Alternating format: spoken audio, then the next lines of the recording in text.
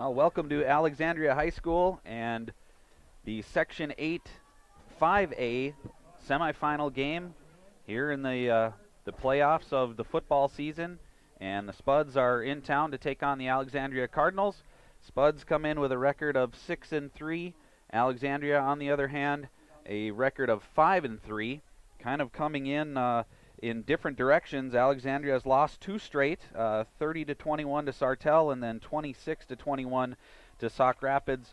Whereas Moorhead, of course, coming off a victory in the quarterfinal game against St. Cloud Apollo, where the game was really never in question on Tuesday, a 49-6 victory. And Kent McLeod, what does Moorhead need to do to keep things going here today? Oh, they got to neutralize Alexandria's team speed, and we knew that from game one, their first time that they played. And I think you're gonna see a little bit different look for the Spuds defensively. I think they're gonna line up in that 4-2 like they did against Bemidji and take care of that. They run that inside-outside zone and zone read stuff and see if they can't neutralize that. And look for a good ball game. What I really like is happening is Moorhead won the toss. They decided to take the wind. Alex took the ball, so they're kicking with the wind. And I'll tell you what, if they can get a 3-and-out here and force him to punt into the wind a couple of times, that could really do some nice damage. Yeah, both teams obviously get into the playoffs. Both teams looking to start quickly and put some pressure on the other team. There's going to be nerves, obviously, both sides. So that is very important as Saif Alawi lines up the ball for the opening kickoff here in Alexandria.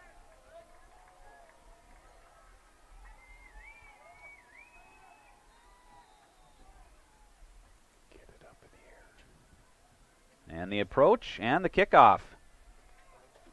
Riding the wind, and that'll reach the end zone. So a touchback right away for the Spuds and Saif Alawi, who's been doing that on a regular basis lately. Yeah, the last game on Tuesday he not only did he kick in the end zone, it was never more than about 10 feet off the ground. He was kicking line drives. Here he got it up in the air, and you don't want to let Alex have any returns. Now, if they can just do something about neutralizing that team speed, keeping people in front of them, and see if they can't get a nice 3-and-out here and make them kick in the wind, because I'm looking for a sudden change here. Yeah, so the Spuds will start off on defense. Alexandria going left to right.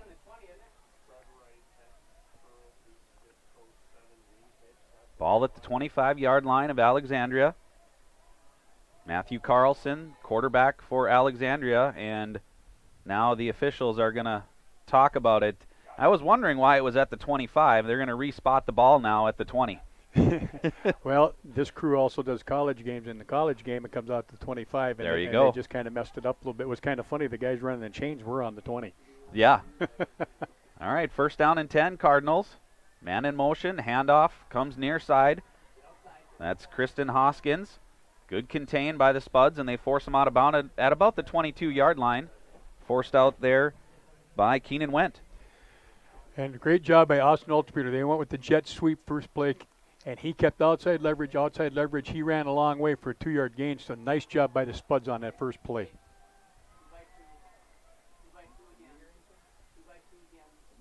Carlson in the shotgun. Nolan Moracle to his left. Quick throw out to Hoskins, and he bobbled it, and it's going to be incomplete. So Spuds quickly in a third down situation on their defense. That's what you're looking for. And I tell you what, going against this one is tough, but they tried to run the bubble screen out there, and right off the bat, Hayden Netlin read that right away, got out there, and I think what happened, he saw Netlin out of corner's eye, and he took his eye off the ball for just a second. That's why he dropped it. Yeah, that happens a lot. Receivers are looking to run before they catch. Yeah. Well, if Hayden Netlin was looking at me, I'd probably want to look at him too, because he. Carlson again in the shotgun. Moracle now to his left. Two receivers right and left. The snap and the pass sails on him, and it's over the head. Intended receiver was Cade Blankenship. And so Spuds got what you talked about, a 3-and-out out of the Cardinals. Perfect, and I tell you what, he threw that high a little bit. Moorhead blitzed from the inside on that, and Jack Tyken came off the edge, and he had to throw over the top of Tyken. Well, Tyken's 6'3", and when he gets his arms there, he's about 6'9" by then. And so the ball sailed on him a little bit, especially throwing it into the wind. You know, he got a little lift on it, I think. In punt formation. And the kick into that stiff wind out of the south, and this is going to be downed at the 42-yard line on the side of Alexandria. So Spuds got exactly what you talked about, Mac. Exactly. Nice sudden change, and that was about a 20-yard punt, and that wind is stiff coming straight out of the south, maybe southwest a little bit, and it hung up, and Moore did the right thing, just got out of the way, and then it doesn't happen very often, but when the ball hit the ground, went straight up in the air, and so the guy just automatically took it. So we got the sudden change that the Spuds are looking for, and see what they can do offensively here. Spuds will line up, going right to left. Trips right, two wide receivers left. Empty backfield for Trey Feeney. And the snap. His throw quick out to the near side to Blake Walthall. That's complete to about the 38-yard line. And that was a good pre-snap read. What he's looking at, I think what Trey's looking at when he sees that is, okay, how they're doing it. We're just going to run a quick three-step out somewhere. The corner on that on Walthall's side was up playing off him about 8 yards. He drove him back, turned it out, and picked up a nice almost 5-yard gain. Empty backfield again for the Spuds. 3 receivers right, 2 left. Trey Feeney takes the snap. He's back. Got a good pocket. He'll take off and run up the middle. He'll get positive yards on the play. Tackled there by Derek Pesta. Defensive end. Sets up a 3rd and short. Yeah, and again, that time on the read, they tried to run 2 drags underneath, and they're playing 500 man 2 deep zone, or 500 zone with a 2 deep zone, and there was not an opening. So he did the right thing, tuck it up and get positive yards, because we're in 4-down territory. Indeed, 3rd down and 2 here for the Spuds. Again, same formation, 3 wide receivers right, 2 left.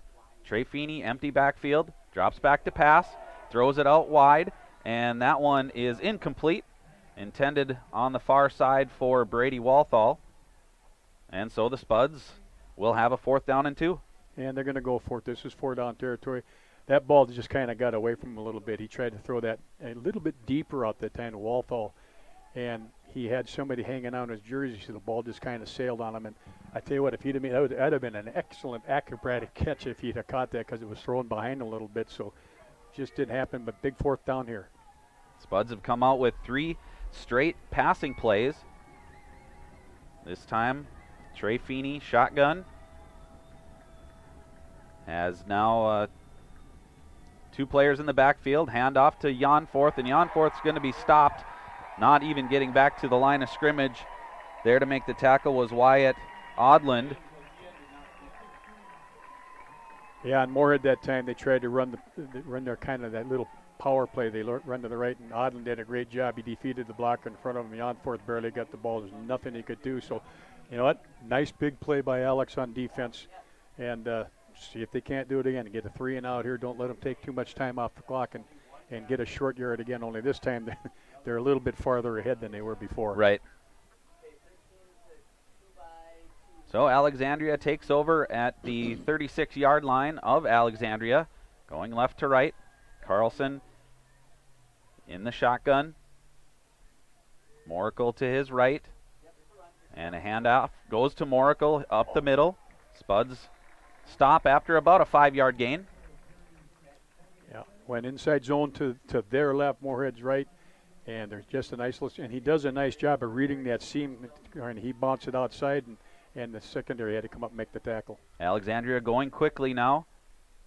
There's the snap, handoff again to Moracle. This time Moorhead gets through and makes the tackle. That looked like Jacob Wesley got through and made the stop. That'll be for a loss. And I'll tell you what, the last 3 weeks, Jacob Wesley, Corey, has been playing lights out. That time he knew what was coming. He got across the guard's face and made the tackle for a loss. And he's really, really been coming on the last 3-4 weeks. And, you know, he's not real big, but he plays physical for his size. 2-yard loss for the Cardinals, so that brings up 3rd down and 7 at the 39-yard line. Pistol formation now, and now they'll shift into a shotgun. Carlson gets the snap, drops back to pass. Looking, scrambling, going off to the far side, and he'll dump it over the Moorhead defense and completes that pass to Sam Bettner, and that'll be a first down for the Cardinals. That's too bad. Moorhead had great pressure on him at time. He stepped up, and then he tight-roped the line of scrimmage. He was about maybe 3 inches from going over the line of scrimmage. So their receiver came back when he saw him scrambling, and he did the right thing. He came back to the quarterback, and that's a big first down for him. Across midfield, now to the 48-yard line of the Spuds. Carlson gets the snap.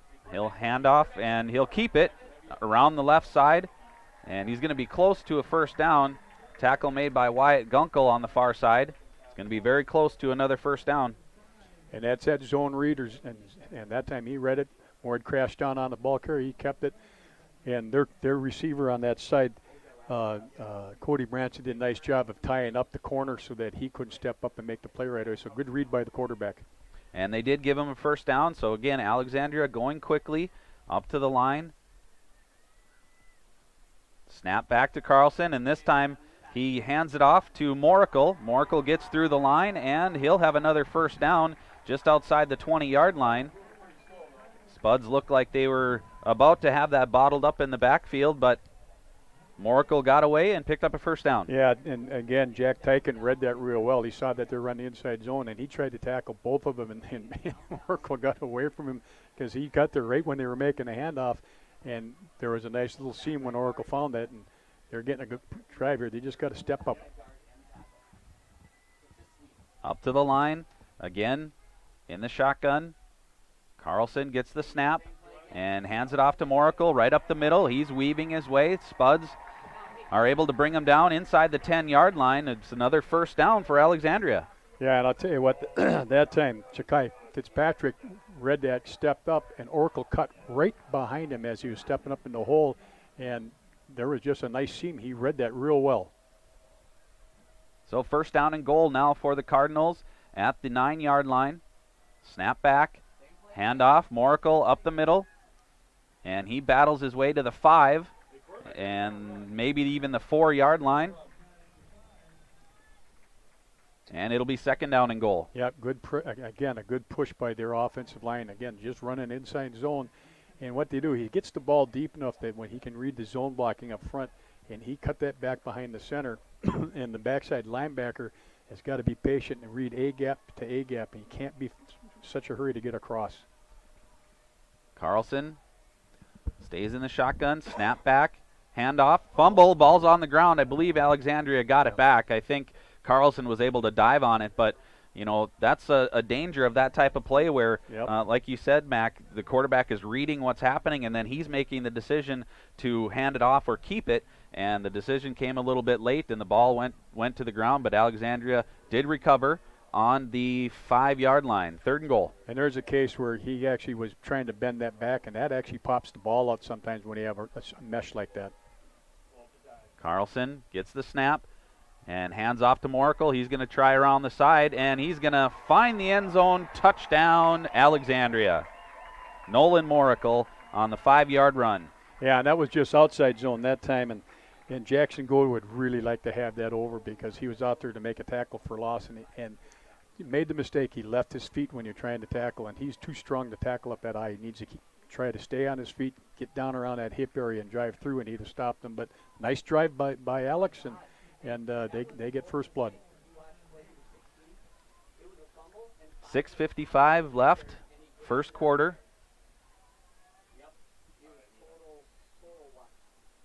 And now for the point after attempt.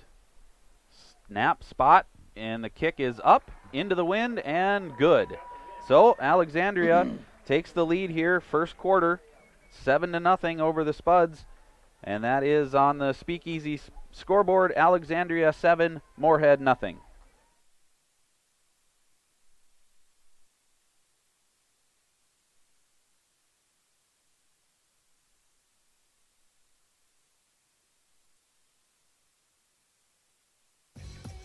We are The Breakdown. For almost 2 decades, we've published the most comprehensive yearbooks on Minnesota high school sports and run the best in-season and off-season events. We cover every corner of the state. We are The Breakdown. Whether you're building a new home or looking to save money on your energy bills by improving your existing insulation, Let the experts at Cullen Insulation help you out. Contact Dan and mention this ad to receive a 10% discount off any work they perform for you. Just like your Moorhead Spuds, the team at Cullen Insulation is committed to excellence.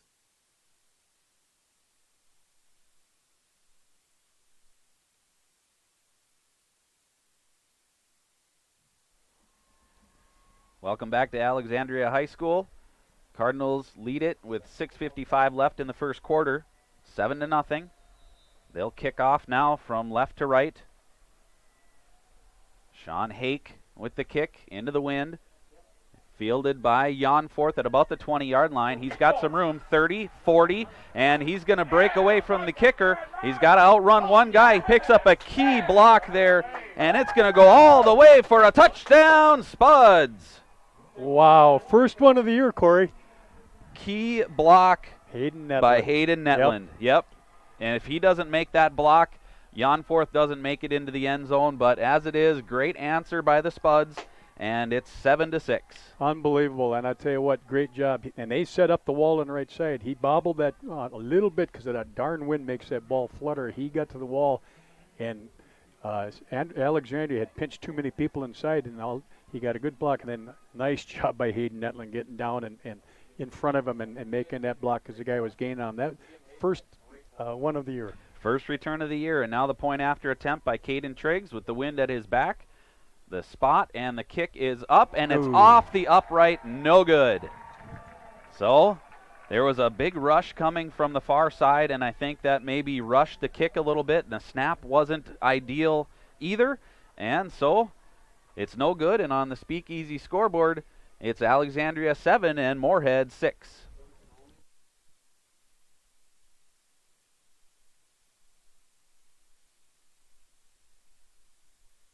I get asked all the time, what in the world is a credit union? Let me tell you. It's a member-owned financial cooperative. And you're a part of it. You're a part of it. Because our earnings go back to our members. So open your eyes to a credit union. Yeah, that's right. Open them. Come see us at First Community Credit Union.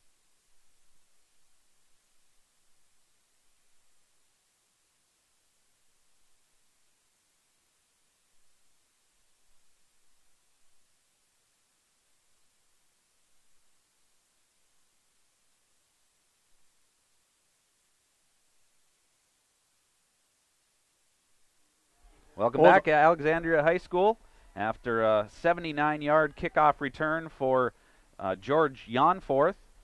Spuds missed the point after attempt, and it's 7-6. Saif Alawi will kick off right to left.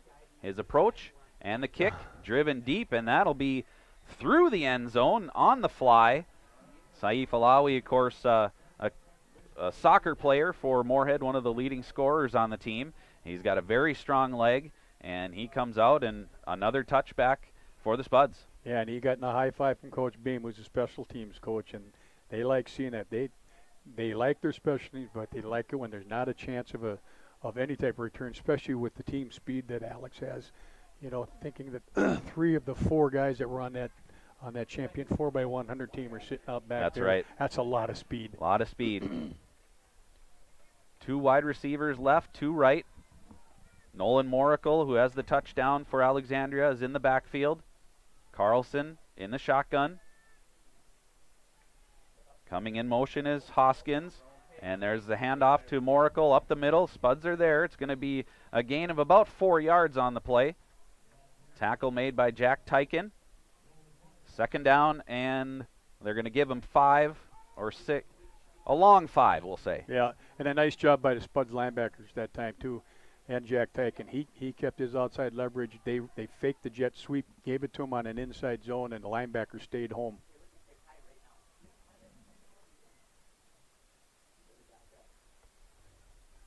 Carlson waiting for the snap, and it comes. Fakes the handoff. He'll throw right side, and they'll pick up the first down. Good catch made on the near side by Blankenship. Tackle made by Lee Carfier, and it'll be first down, Alexandria. Yeah, good, just nice little timing route. He ran a 5-yard hitch, basically. Carfier was right there, but the timing was such that the quarterback did a nice job of getting his hands on, getting the ball out of his hand right away. Officials waiting And now they'll put the ball in play. Carlson takes the snap. He'll hand it off to Moracle, going around the far side. He gets the corner, picks up a block on the far side, and he'll go for 11 yards, and that'll be another Cardinal first down. Yeah, at that time, that wasn't outside zone. They actually had a guard pulled from the backside, and kind of it's a sweep with only one guard pulling. Moorhead got pinched inside again, and Oracle does a nice job of reading that and then finding the leverage. And then when he sticks his ground and goes straight south and north, he does a very good job of running with the ball when he gets that way. Matthew Carlson, quarterback for Alexandria, been playing out of the shotgun or pistol formation all afternoon so far. And he awaits the snap, and he'll hand it off to Moracle up the middle. Spuds get a piece of him, but Moracle hard running. He'll pick up about 6. They're on first down. It'll be 2nd and 4. Again, inside zone, and Hayden Netland had him all wrapped in the backfield again, left his feet a little bit, and he's not, Oracle's not real big, but he's compact, and you can't tackle him up around the shoulders, and he broke that tackle to get the extra yards. They got to stay on their feet and start driving people through the ball. So Alexandria has taken this drive, started at their 20-yard line. They're now at the 48 of Alexandria, moving left to right. Carlson puts Moracle in motion, and Moracle will get the handoff. This time he's coming near side, and he's grabbed and taken down there by Austin Altapeter. Nice tackle on the outside, and it'll be a little bit of a loss on the play. 3rd down and 5. Great job by Austin Altapeter. His job is to contain that and turn it if he can. Back tried to go outside him, so with his outside leverage, his outside arm was free, and when he came around the corner, he just grabbed him and he hung on. That's a great grip, and they lost a couple of yards. 3rd down coming up for the Cardinals. Still working on getting the play in. Cade Blankenship is near side. Receiver. Hoskins is going to go out wide left, and Alexandria is going to have to take a timeout as they were up against the play clock. And so on the Speakeasy scoreboard with 4:10 left in the first quarter, it's Alexandria 7 and Moorhead 6.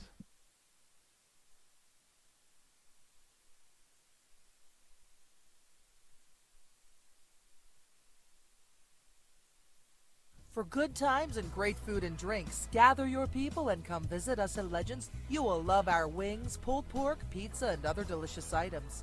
Gluten-free and other special diets can be accommodated. We show all the major sporting events. If you are having a special event, take advantage of our event room and catering. Our catering is available for both delivery and pickup. Visit us today.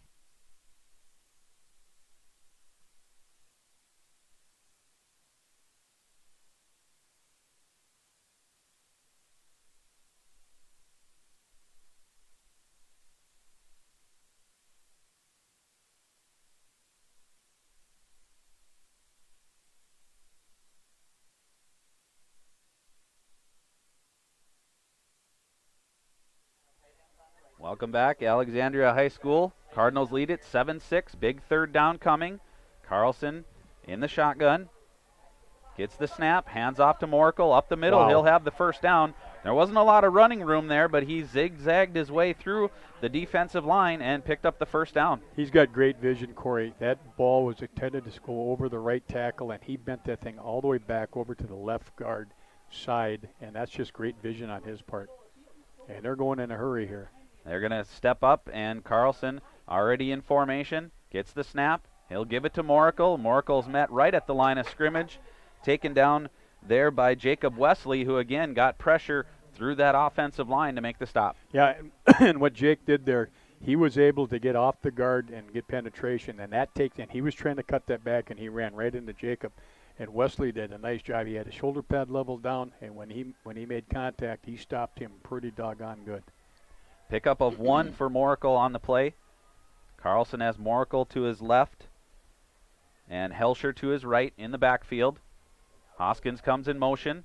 Handoff to Moracle on a little bit of a delay. He gets through the line, and he'll pick up about 5 on the play. It'll be 3rd down for the Cardinals. And again, Corey, they bring the guy in motion, fake the jet sweep, and then it becomes a draw play is what it becomes. Oracle just sits there, and it becomes a draw play. That time, nice job by the backer staying inside. 3rd down and 3. Just outside, we have movement along the offensive line. That's going to be a costly penalty here, and 3rd and 3 is going to become 3rd and 8. Yep, and that's just a case where the tight end, he flinched just enough, and I don't know if they were going to go on. He thought they were going on a quick count or what, but that's going to cost 5, and that should help the Spuds here. But heck, the way they're trying to run the ball, or don't be surprised. They are now in 4-down territory. They only got to get about half of it back. As they break huddle, coming to the line. Carlson again with Moracle to his left. And the snap. Handoff will be, quarterback will keep it, and he's across the line of scrimmage. He's not going to get the first down, but it will be 4th down and 1, and inside the 35-yard line, it'll be 4-down territory. Yep, zone keeper that team. They faked it into Oracle, and it's hard because the outside linebacker spotted that. Well, he stepped in just one step too far, which gave Carlson the opportunity to get outside. Nice job of rallying up and making the tackle, Ja'Kai Fitzpatrick, so that they're forcing the 4th down here, and anything can happen. 2:22 left, first quarter, 4th and 1. Packed backfield. Carlson has Moracle to his left, Helsher to his right. Hoskins goes in motion to the far side. Handoff, Moracle. It's stopped, and the Spuds are going to get a turnover on downs after a great tackle and penetration. Looked like I don't know who 60 yeah, it looked is. like right. Just look, no 60. Yep. But it was him and it was Ja'Kai Fitzpatrick that met him, and I tell you, we'll find out from the coaches who that was. But great job of getting penetration. They were trying to run that inside zone. When he cut it back, he was there. That was Houston Hall on the tackle. I told you. I wondered where Houston was. Yep. So big tackle and a turnover on downs here. The Spuds will take over with 2:05 left, first quarter. Trey Feeney in the backfield. George Janforth will get the carry around the right side. He breaks through a tackle, and he'll pick up about 6 yards on first down. Yep, right off the bat, they went their version of jet sweep where they just turned the hand of ball. He went off Moorhead's right side. Moorhead had great job of sealing stuff down, and the free safety had to come up and make the tackle. And when the free safety's making the tackle after 5 yards, they'll take that every darn time, because that means that they got hats on the second level, and the linebackers can't get out there to stop that. So nice job of blocking up front by the Spuds. Spuds break huddle. Feeney in the pistol formation with Janforth to his right. Trips wide receiver, back to pass, and it's caught by Brady Walthall on the near side. That's going to be enough for a first down out to the 49-yard line of Moorhead. Nice play. Brady was the middle of the trips that time. He came straight out and just ran a hitch over the first down marker, and then Drew Hagan was the inside man on trips. He cleared out on a corner route, and that just left a nice seam, and I tell you, nice read by Trey. 3 wide receivers right, 1 left, and Janforth in the backfield in the pistol formation. Feeney gets the snap. He'll go quick slant and pick up Blake Walthall on the near side. He'll come out to the 45-yard line of Alexandria, and that'll be 2nd down and 4. Yep, just a quick slant or quick post, however you want to look at it, 3-step drop. And again, as soon as he came out of his cut, the ball was in the air, hit him perfectly in stride, and the corner on that side was actually faced in, so when he planted and went to that post, he was way behind him. And Blake nearly eluded that tackle too, and he had a lot of daylight in front of him. 2nd down and 4, and the Spuds are going to take a timeout here with 26 seconds left in the first quarter. On the Speakeasy scoreboard, it's Alexandria 7 and Moorhead 6.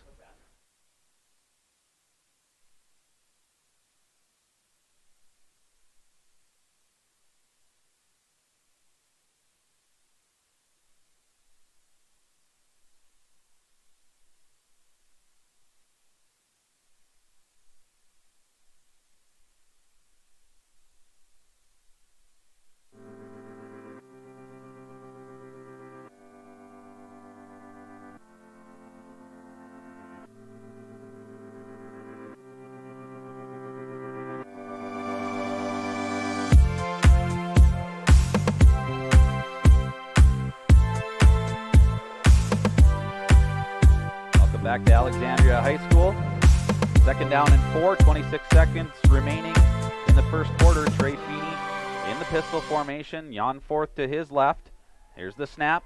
Stepping up in the pocket. He's got some room. Feeney will pick up the first down inside the 40-yard line down to about the 38-yard line of Alexandria. First down. Good, and again, a good decision by Trey, but it's too bad Ja'Kai Fitzpatrick ran a post that time, and the and the safeties bid on. There was no play action, but he stepped up, and if he could have seen him, but you know what? They still got the ball. First down, big first down with 14 seconds left. I don't even know if they'll try to get a playoff here. Well, they break huddle with 10 seconds left, so they'll have enough time if they hurry. And Trey Feeney putting ready, and it's not going to get it off. So that will be the end of the first quarter.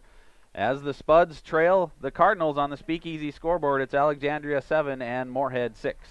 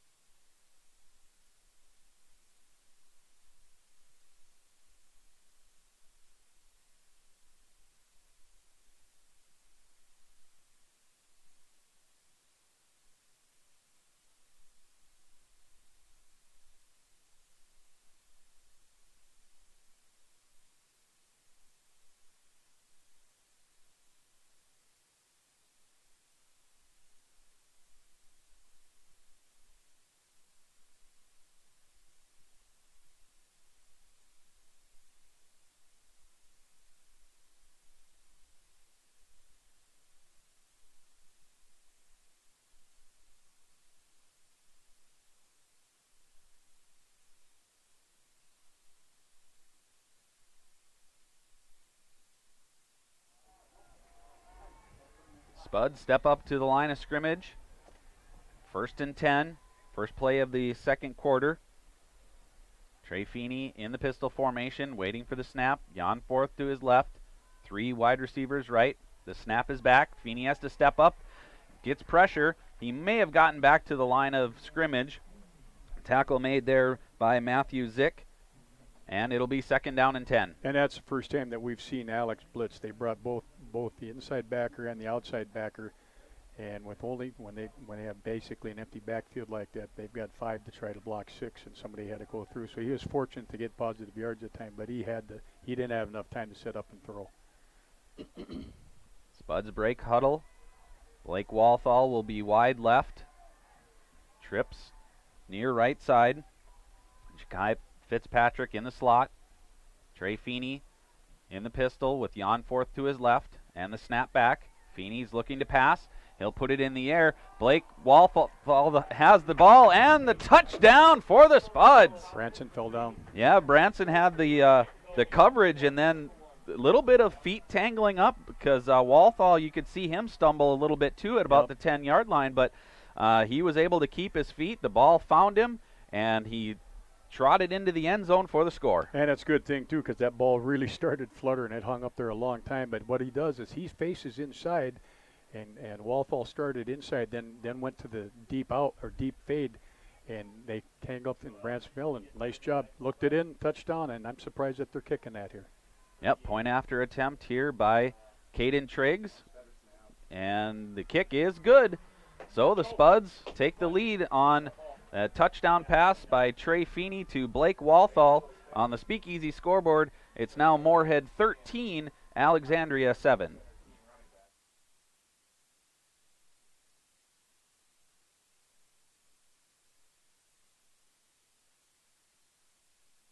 When you need your light-duty truck to do full-size jobs, Boss built the HTX. In both V-Plow and straight-blade options, the Boss HTX family is specifically engineered for today's half-ton and light-duty vehicles. Make no mistake, they have big-time power. So when you're working to restore order, the Boss HTX is here to back you up. Your home for Boss Snowplows is Bert's Truck Equipment on Highway 75 North in Moorhead. Stop on out and visit us before you get caught with your plow down.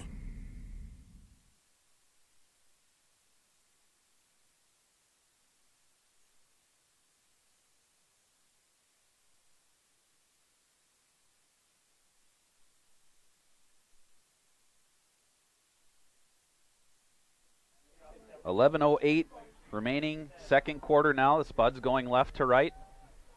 And they're traveling white uniforms. Alexandria with red jerseys and black pants. Saif Alawi lines up for the kick, the approach, and the kick into the wind. It's a short kick, comes near side. Moracle receives it at about the 25. Spuds holding their lanes and converge and make the tackle at about the 30-yard line. It'll be first down for Alexandria. I tell you what, that was he kicked that as hard as he could, and that hung up in the wind a little bit. Gave Moorhead's punt team time to come down, and then nice job by Thomas Myers. He saw that he was trying to get to the line. He came through and he stopped him. How often you only see a 4, maybe 5-yard return on a kickoff? But a great job, first of all, with the kick, and then great job staying in their lanes and making the tackle. Yeah, it was very evident there. You could see that the Spuds weren't converging quickly. They didn't collapse. They held their positions, and that's what really Moracle had nowhere to go. Nope. And Spuds able to make the tackle at the 31-yard line. So the Cardinals going right to left. Carlson in the pistol formation. He'll shift Moracle now to his left. Quick pass to the near side for Hoskins, and forced out of bounds by Wyatt Gunkel after a short gain. So it'll be second down, Alexandria. Yeah, tried to run the bubble screen to left when Wyatt Gunkel was only lined off about 3 yards, came up, kept outside leverage, and defeated the block, and that was a nice job. Pass play for 2 yards, he'll take that all the time. Alexandria going quickly, same play out to Hoskins. This time Hoskins breaks a tackle, and then he's forced out of bounds. It'll be close to a first down. We'll see where they spot it. And they're going to put it, it looks like, at the 40-yard line of Alexandria. So it is going to be third down and 1 now for the Cardinals. Again, tried to run that bubble screen. And Houston Hall's playing defensive end on that side. He read it. Unfortunately, when he came up to make the tackle, he kind of lost his footing and actually pushed him forward. Otherwise, they'd have had him for no gain, but he just kind of lost his footing. He caught his foot in the ground a little bit. Third down and 1 for the Cardinals. Carlson in the shotgun formation. Hand off to Moracle right up the middle. Got tripped up at the line of scrimmage, but his momentum carried him forward, and he'll pick up the first down at the 45-yard line of Alexandria. Yeah, Houston Hall again on that defensive side. When the tackle went in to get on the linebacker, he got just a little too deep. Instead of, they almost got to ride that guy down, and that have brought him right to the play. So he just got a little too deep. Otherwise, he might have had him stop for a loss. Cardinals break huddle. Carlson again in the backfield.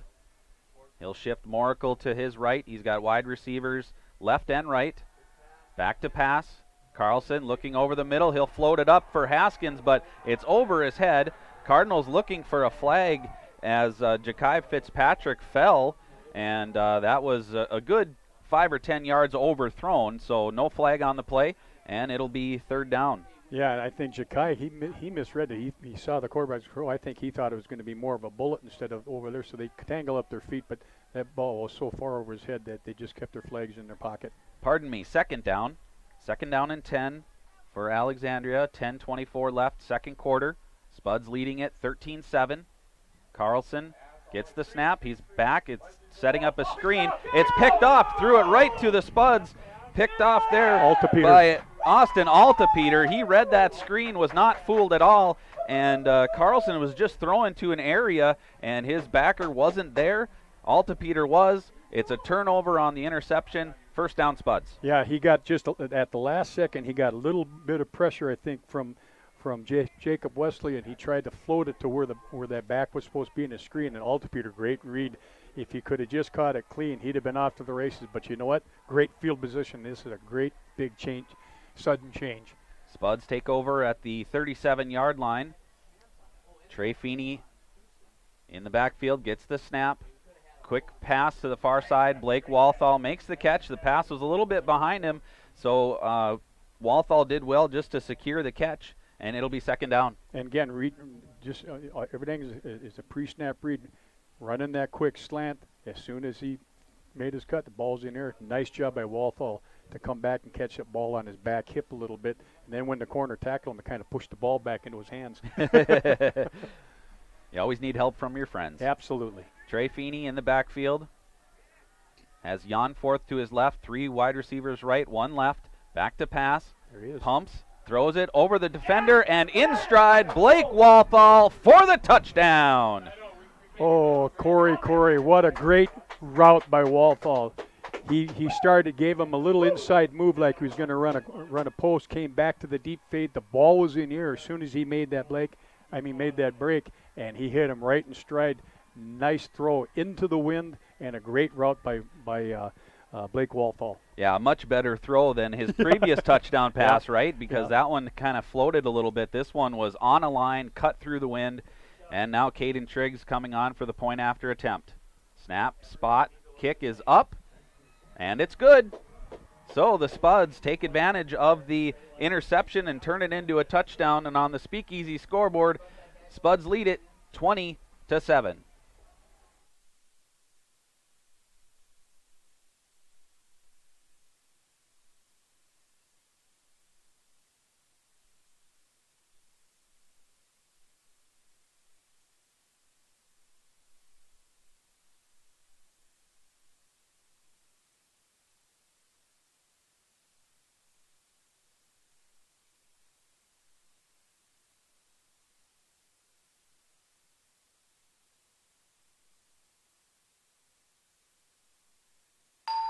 Looking for a mortgage in the Valley? Where would you go? Some people are skeptical of those humongous banks. Others worry about the stability of some small lenders.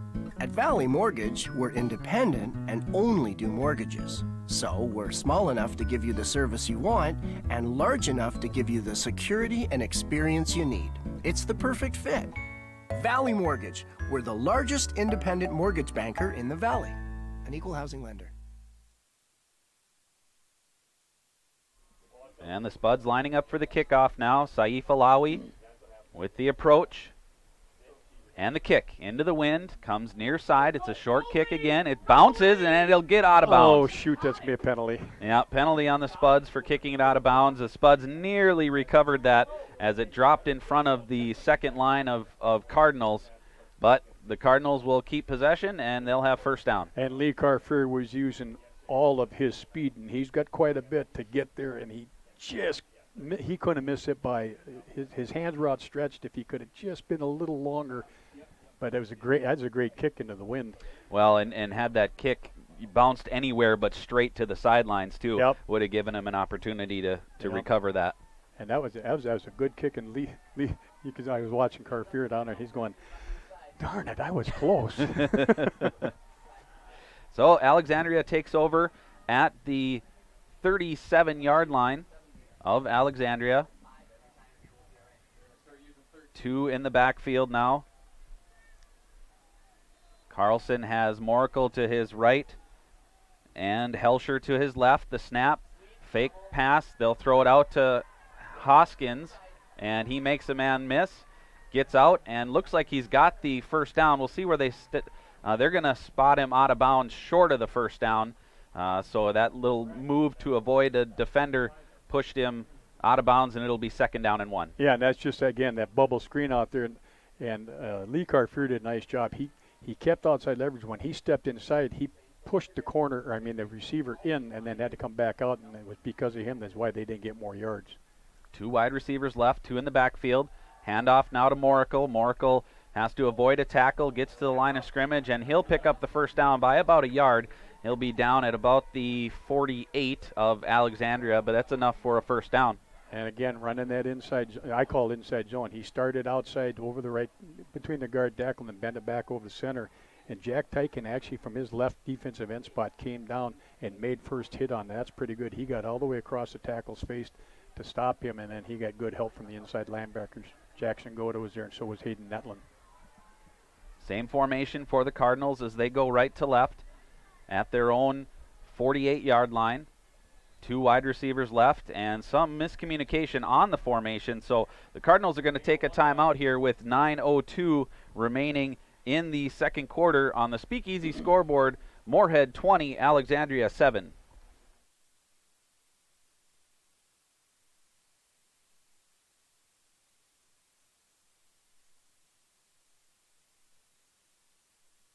Pam is a small business owner. She is swamped. Pam knows she needs to advertise, but is overwhelmed by all the options. What if there was a way for Pam to have access to a team of media experts? What if this was at no extra cost and didn't require a contract? Meet Avenue Right. Save time, money, and get peace of mind that your advertising dollars are well spent.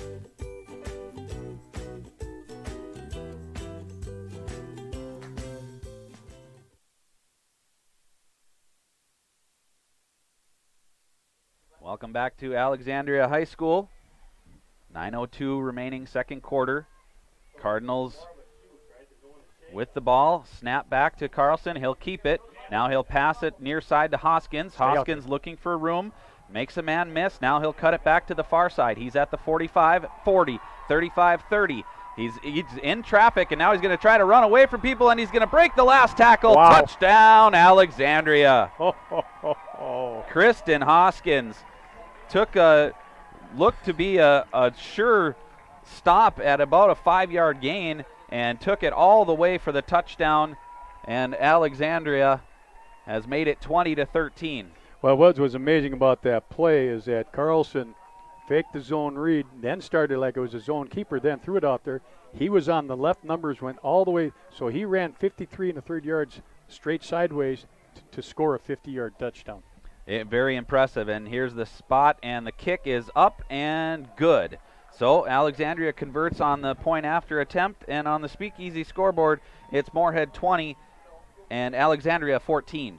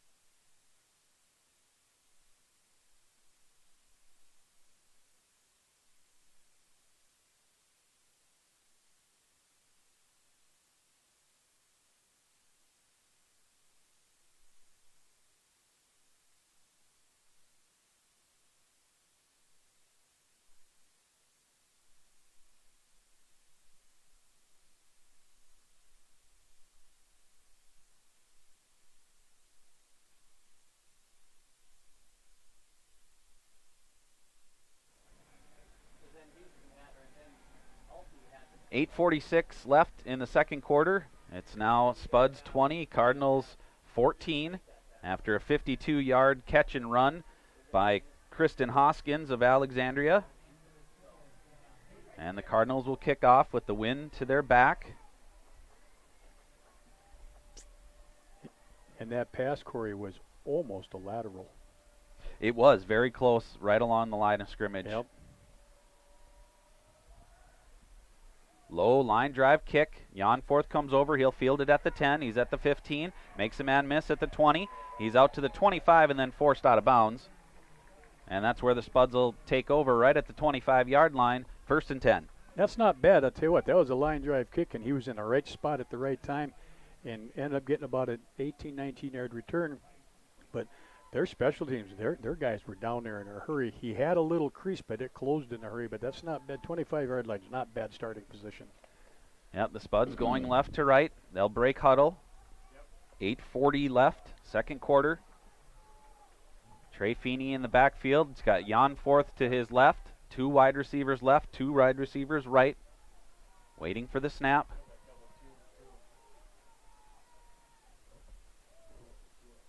And the snap.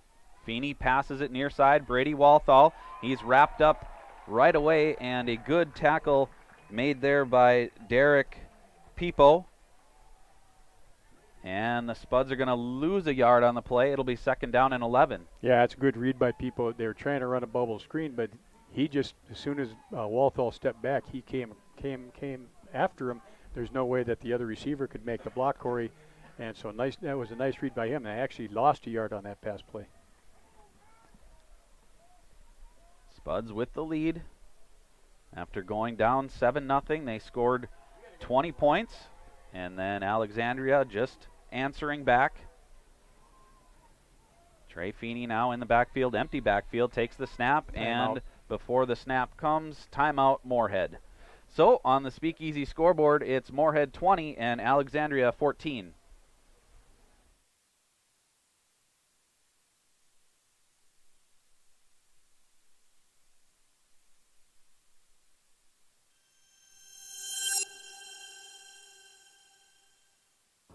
Spectre Marketing Service would like to congratulate all of the Fall Spud sports teams and wish them a wonderful season. Spectre Marketing Services also has a new season upon us, which will be merging with a company called Range Printing out of Brainerd, Minnesota.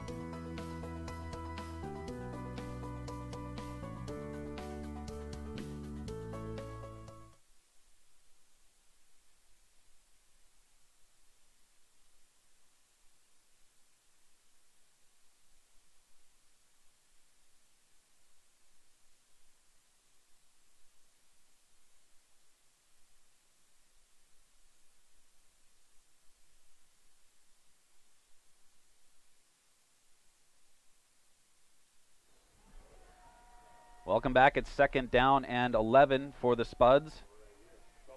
Snap back to Feeney. He looks to pass. He's not going to have time. He's going to go down. It's going to be a sack, and they're calling it down. The ball came out, but the official right there calling that forward progress had stopped.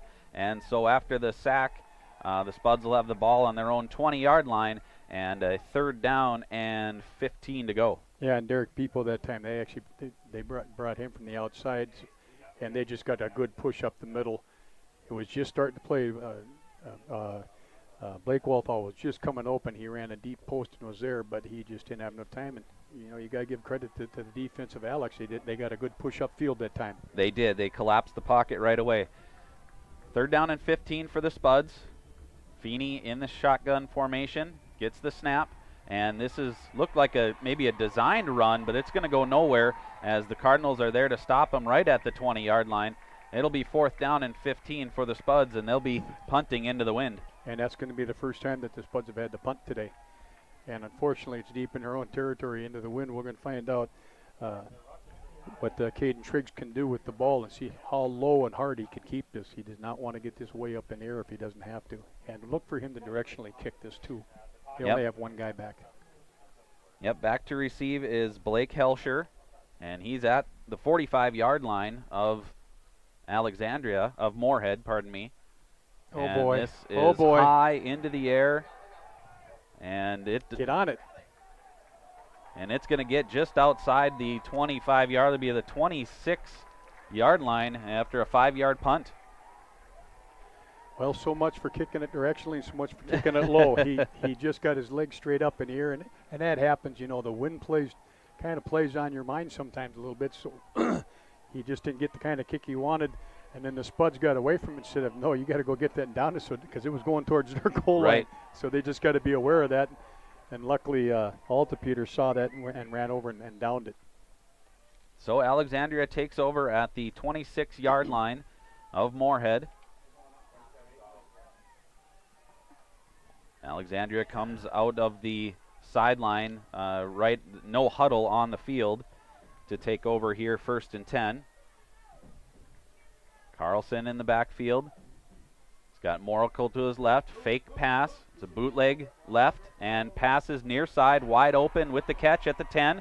Tackle made and going down at about the 3-yard line is Branson. Cody Branson makes the catch and nearly brings it into the end zone, but he's down at the 3-yard line, 1st and goal. Came out on a delayed bootleg that time, and what he does, he stood by the 15-yard line and waited for the ball to come to him.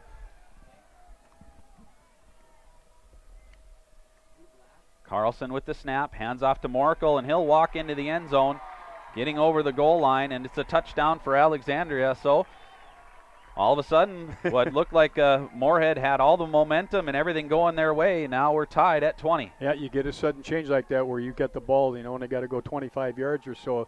They did a good job on that. And again, they're getting up the line of scrimmage and running that cutback play, and Moorhead just doesn't have an answer for that yet. Sean Hake lining up for the point after attempt spot, and the kick is up, and it's good. So Alexandria comes back and takes the lead. On the Speakeasy scoreboard, it's Alexandria 21, Moorhead 20.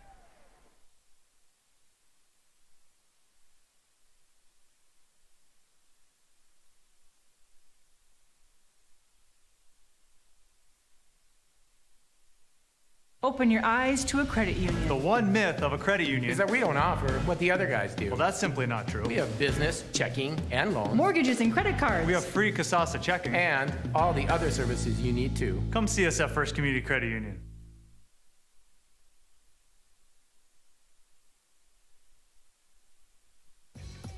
We are The Breakdown. For almost 2 decades, we've published the most comprehensive yearbooks on Minnesota high school sports and run the best in-season and off-season events. We cover every corner of the state. We are The Breakdown.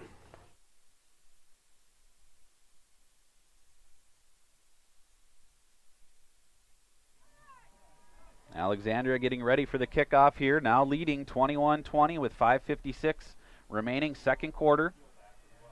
Hake will kick right to left with the wind at his back. Stepping up, and the approach and the kick. It'll come down at about the 6-yard line, fielded there by Janforth. He carries it up 15-20, runs into some traffic, and he gets out to about the 22-yard line where he's taken down there, and that's where the Spuds will have it, 1st and 10. We got a late flag away from the play. There was a little punching going on, and I'm not sure how they're going to call this, but on about the 37-yard line away from the play, Moorhead, 2 Moorhead players and 1 Alex player got into a discussion, and I'm not sure exactly what they're going to call here. But good job by Janforth. That was a really high kick, and to be able to get that, where he's at, because they were able to get down. They weren't able to set up the return they wanted. It will be interesting what this call is. As they try and sort things out.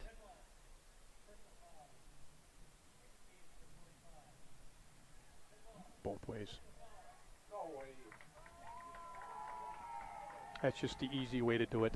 Yeah, well, that's but personal fouls both ways, and so the penalty's offset, and the Spuds will have the ball at the 23-yard line to begin this drive. Yeah, they called it both ways. I didn't see what happened, so that's probably the best way to handle it. Yeah, I mean, it was so far away from the play. So the Spuds will line up, 2 wide receivers left, 1 right. Janforth in the backfield with Feeney, waiting for the snap. And the snap, back to pass, quick slant, caught, far side, and taken down right after the catch. So short gain on the play by Brady Walthall, and the Spuds will have 2nd down. Yep, just a quick slant, timing route again, got positive yards out of it. He's playing off far enough, but I tell you, nice job by the safety on that side. As soon as the ball was let go, he read that, came up, and nice job by Brady to catch it, and nice job by Revering to make the tackle right away too.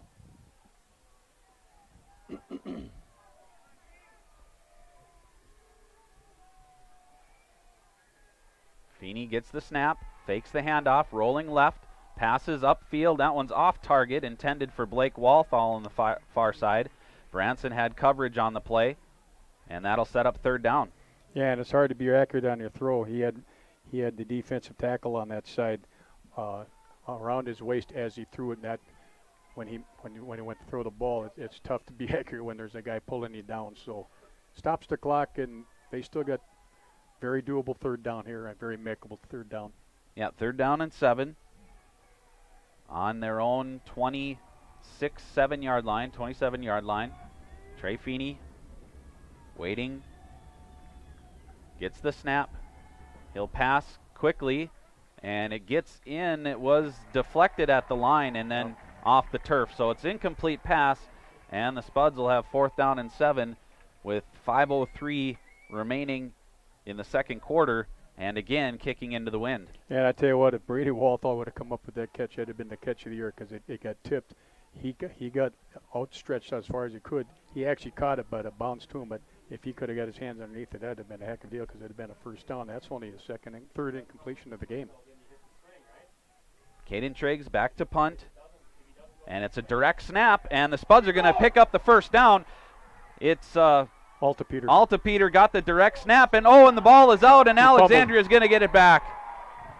That's too bad. Well, it was going to be a great play. The Spuds on the fake punt. Alta Peter got out to the 50-yard line, and then a hard tackle by Alexandria popped the ball loose, and the Cardinals get it back, and they'll have 1st down Well, it's just like a punt, right? Yeah, it's just like a punt, but it's too bad. It had been a great first down. They had everybody, including us, fooled, and direct snapped all to Peter. They had the blocking around the corner, and what he tried to do, he broke one tackle as he was spinning. He was trying to reach out with his arm like he was trying to get extra yards, and the ball came out of his hand.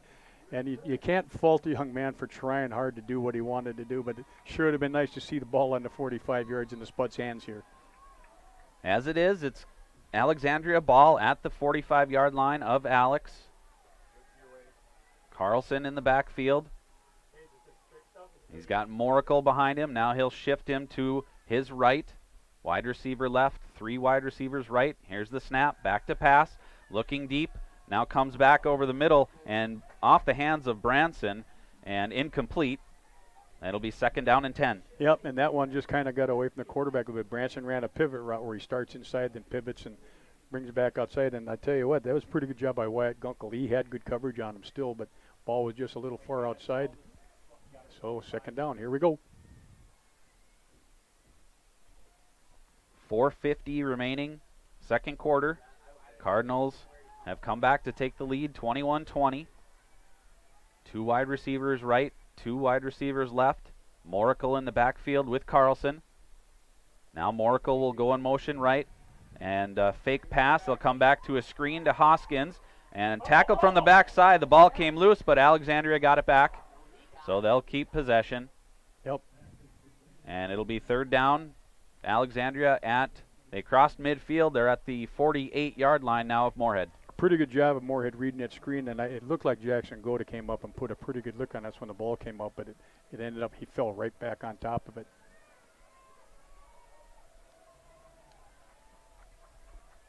Carlson now with 2 in the backfield with him. Fake the handoff to 1, and the handoff comes to Moracle. He's around the near side. Tackle made there by Ja'Kai Fitzpatrick and forcing him out of bounds. And the crowd and the sideline they're looking for a horse collar or not. He had both shoulder pads when he made that tackle. And good, again, faking the inside zone and coming back out with almost like a sweep because they pulled the backside guard and really got the Spuds off kilter a little bit. But nice job by Ja'Kai Fitzpatrick coming in and making the tackle. 1st down at the 35-yard line. Alexandria, 2 wide receivers right. Now Hoskins comes in motion. And the handoff goes to Moracle up the middle. He's got room. Tackle made. And the ball, they're going to say he was down. So no fumble on the play, but a pickup of 12, and it's a 1st down. Again, faking the jet sweep and then basically running a draw play off to the left. And Moorhead, their defensive lineman, saw that, kind of got upfield, and then he's able to find that little seam inside there. And then when he accelerates, he gets through there in a hurry. 4:06 remaining, 2nd quarter. Carlson in the backfield with Helsher to his left, and Helsher this time gets the carry. He'll get around the right side. Altapeter was able to hang on and drag him down, but not until after a 5-yard gain. Yeah, and Helsher did a good job of setting that up. He kind of ducked inside, then came back outside. Altapeter's trying to keep containment, keep outside leverage. He ducked in just a little bit, and that's why they're able to get the extra yards. He's got to just stay outside and hope like heck that the inside people get there. 2nd down and 5. Alexandria working quickly. Carlson in the backfield. Takes the snap. He'll fake the handoff, passes it over the middle to Hoskins. He's hit but stays on his feet, and now he'll be taken down. And I think forward progress is going to give him enough for the 1st down. Yep. Right around the 10-yard line. Yeah. And again, they faked like they're running that zone, and then it was basically a seam route where the inside twin got in the seam in between the linebackers in front of the safety. Nice pass. He really got hit by Fitzpatrick to push him back, but then that's where his where his forward progress should be, I think, Corey. All right, 1st down for Alexandria. Carlson moving Moracle now to his right. And the snap, it's handed off to Moracle. He's got a lot of room around the left side and picks up a block on the near side and into the end zone. Touchdown, Alexandria. And again, it's just that all they're doing is handing it off to him, kind of delaying it a little bit. He reads it, and as soon as he sees that somebody stuck their nose inside, he breaks it outside. He's got good speed, and then when he gets near the goal line, he wants that goal line. He jumped and got over the goal line and that's just good hard running by him. They're getting a good push up front, and Moorhead really needs to figure out how to get back through that now. Sean Hake in to attempt the point after. The spot is down, the kick is up, and it is good. So on the Speakeasy scoreboard, it's Alexandria 28 and Moorhead 20.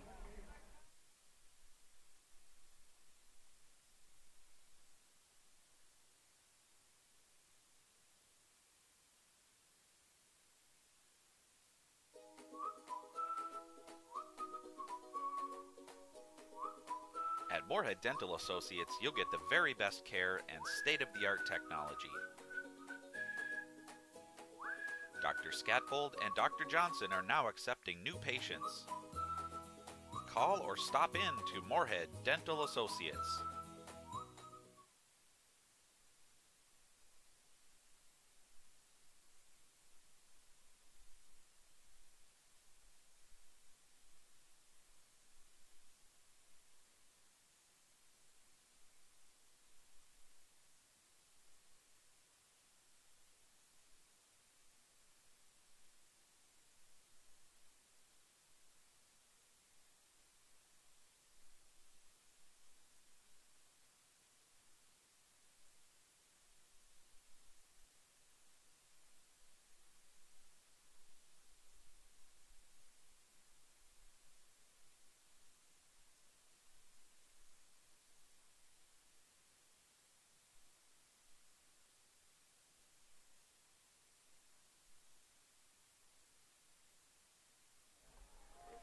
.310 remaining second quarter. Alexandria, after a touchdown by Nolan Moracle, lead it 28-20. And Sean Hake lines it up for the kickoff. The wind to his back.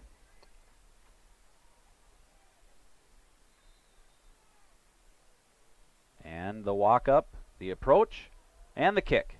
High into the air. It's going to come down into the end zone for a touchback. So the Spuds will have it at the 20-yard line. And we got another penalty call down here on about the 40, and I had a skirmish in front of me, and I'm not sure exactly how this is going to go because I was watching the ball, but I don't know if they're calling a hold or what they're calling here. It looked like the preliminary indication was a hold. Okay. And so if that's the case, that'll back the Spuds up closer to their end zone. Yep, they should have the ball on 20. They may end up getting it on the 10. Let's see what the call is here.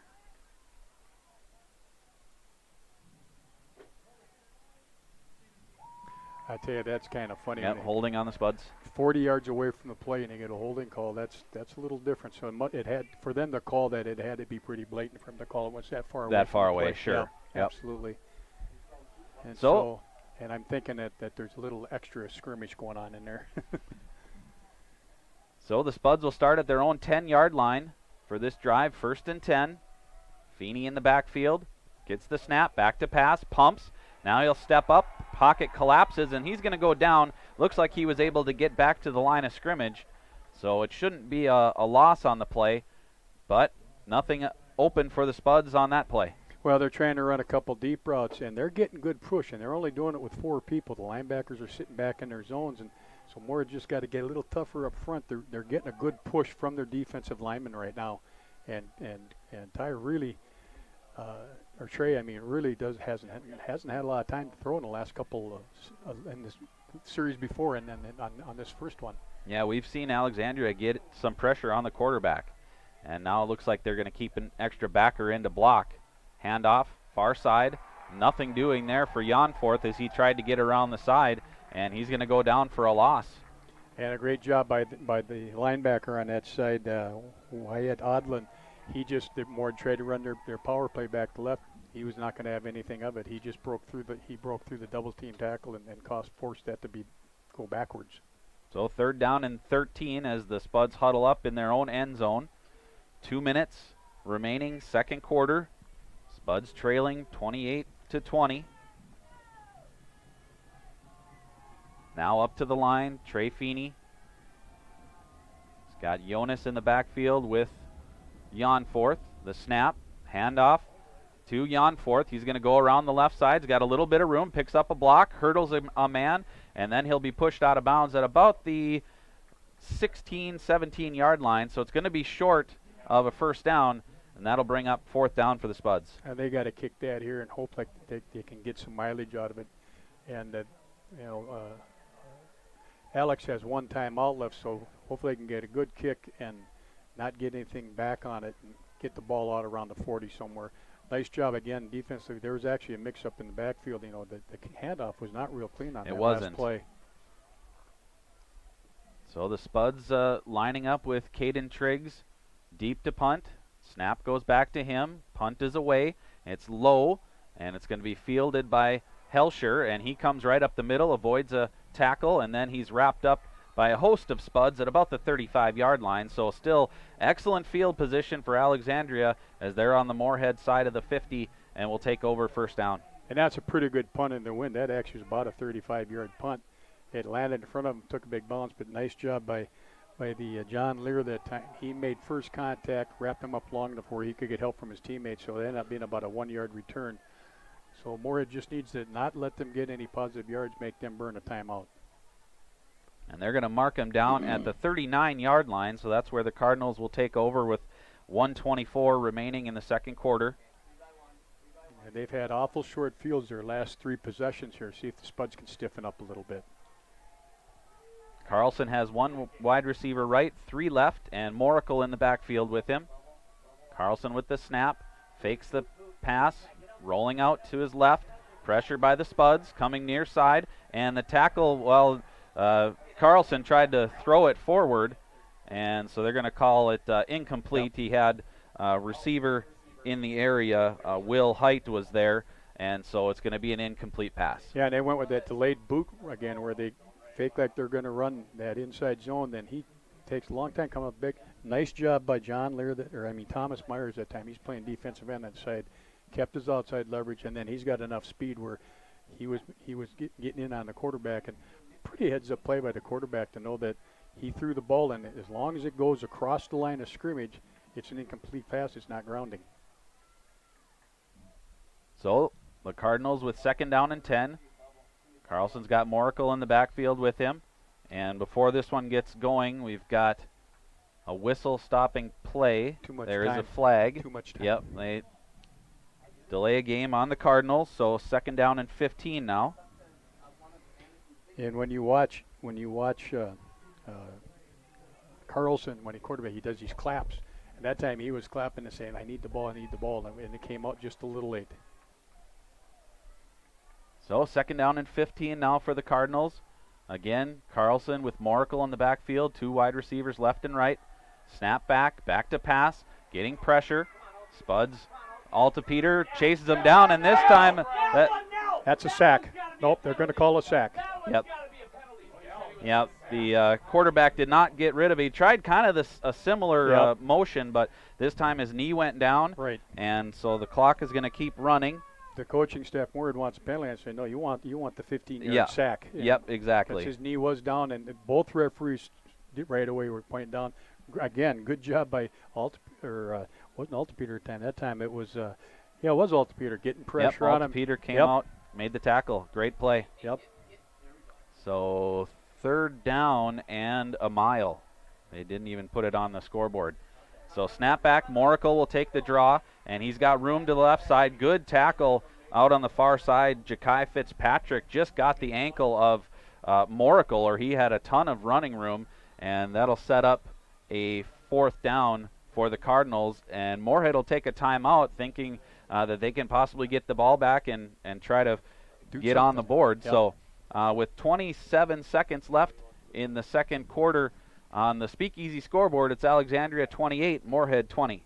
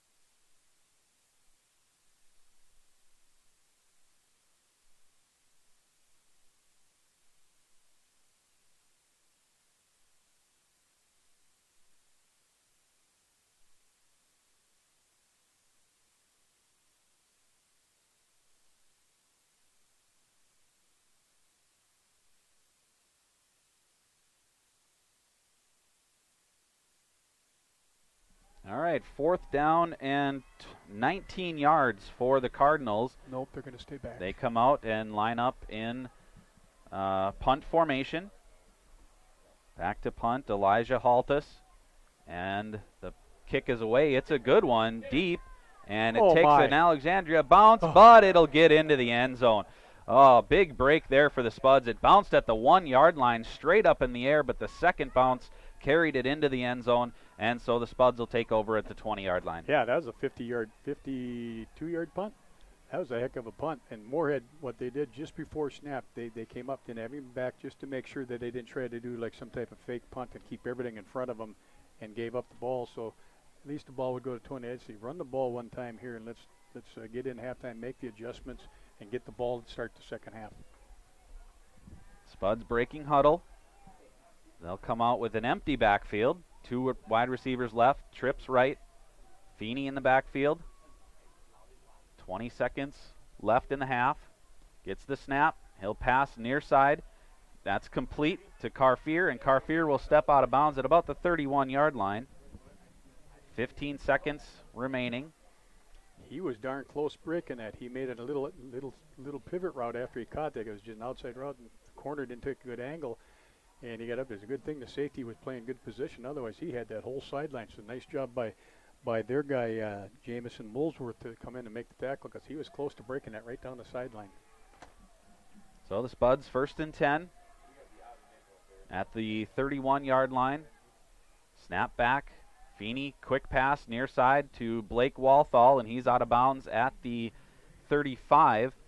Only took a couple of seconds off the clock. 13 seconds remaining, and a 5-yard gain, 4-yard gain. And the Spuds are they're taking what they're giving them. They're playing off, so they're trying to get as much down the field with as much time as they have, so they can have a shot at the end zone here. And nice job by Walthall making the catch, not doing anything, but just getting out of bounds, knowing what the clock is. 13 seconds remaining. Empty backfield. Trips left. 2 wide receivers right. Snap back. Feeney. Another quick pass. Blake Walthall, and he'll get out of bounds at the 40-yard line. So 10 seconds remaining now. And again, just running that quick out, Corey, and Derek Pifo was getting talked to by his coach, because that was real close to being a late hit. And they're saying just stay back, let him get out of bounds. Don't give him an extra 15. That was right. Real close. And the official kind of looked at it, and nope, he was in bounds still. 3rd down and 2 for the Spuds. 10 seconds left. Three wide receivers left. Feeney is going to tuck it and run, goes right up the middle, and he's going to be very close to a 1st down. They're going to stop the clock as the ball is spotted. And it's going to be a 1st down. They got to get up on the line of scrimmage so right away. So with 4 seconds left. They'll spike it. And they'll kill the clock, and that'll make it 2nd down with 2 seconds. So the Spuds will have one more play here to finish out the half. It'll be interesting to see what Coach Feeney has in his repertoire of trick plays here, to see if they can hook and ladder, run a double in, and run something something off kilter here to make it exciting, I guess is the best way to put it. Get our hopes up a little bit. Well, you never know. You never know. I still think he draws plays in the dirt.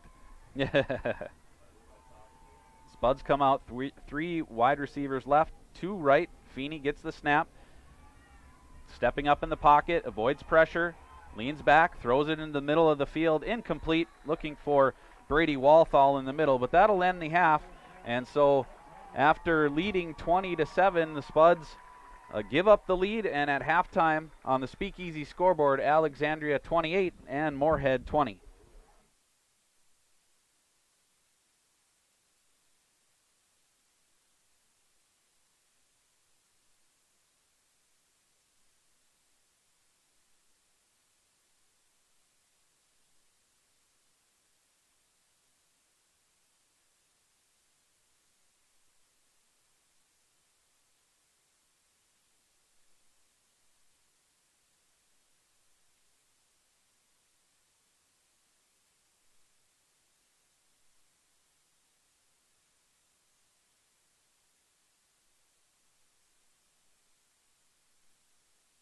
Revive Professional Massage Therapy Clinic. Serving the FM community for over 9 years. Locally owned and operated. Open 7 days a week, day, evening, and same-day appointments available. Couples massages also available. 20 highly trained professional licensed massage therapists on staff. Now with 2 locations, South Fargo and Detroit Lakes. Offering online booking and online gift certificates. www.reviveprofessionalmassage.com. Back in 1926, people in the FM area began choosing the latest fashions and flooring materials from Fargo Linoleum, and they still do. Fargo Linoleum offers you everything in floor covering. After all these years, Fargo Linoleum is still the floor covering leader.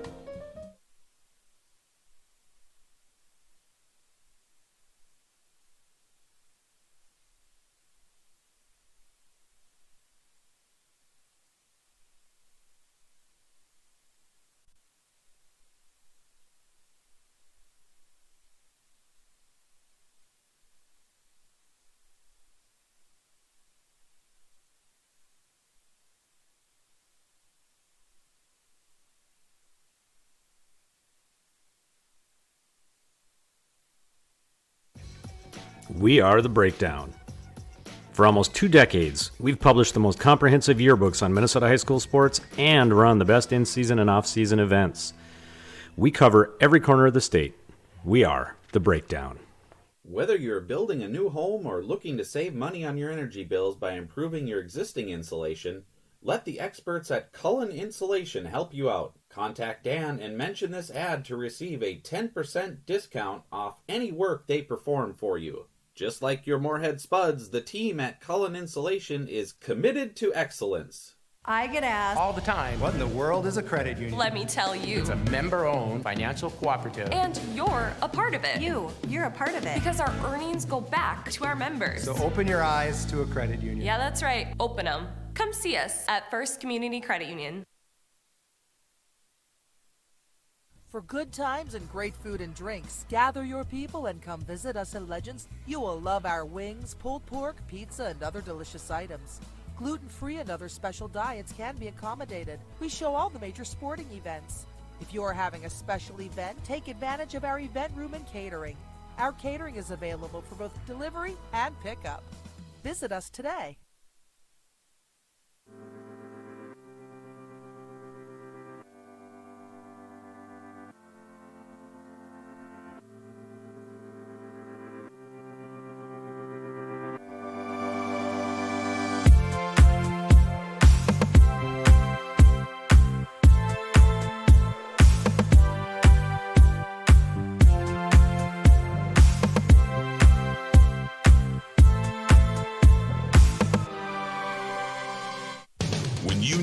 Light-duty truck to do full-size jobs. Boss built the HTX in both V-plow and straight blade options. The Boss HTX family is specifically engineered for today's half-ton and light-duty vehicles. Make no mistake, they have big-time power. So when you're working to restore order, the Boss HTX is here to back you up. Your home for Boss snowplows is Bert's Truck Equipment on Highway 75 North in Moorhead. Stop on out and visit us before you get caught with your plow down.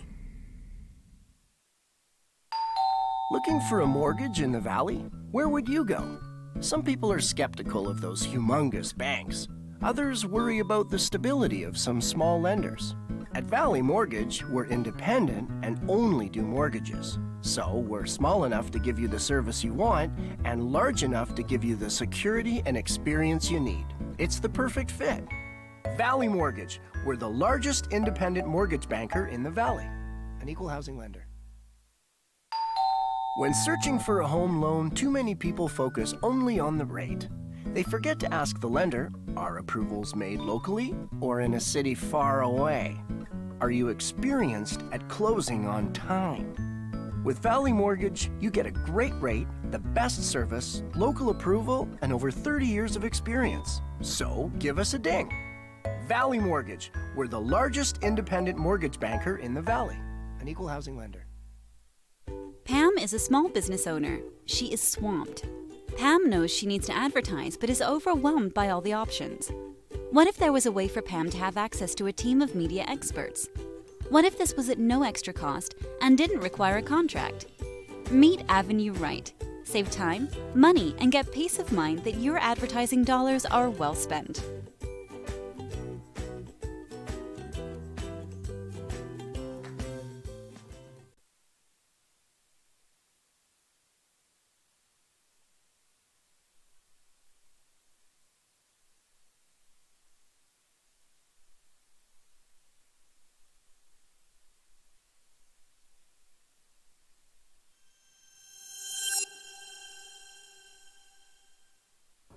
Spectre Marketing Service would like to congratulate all of the Fall Spud sports teams and wish them a wonderful season. Spectre Marketing Services also has a new season upon us, which will be merging with a company called Range Printing out of Brainerd, Minnesota.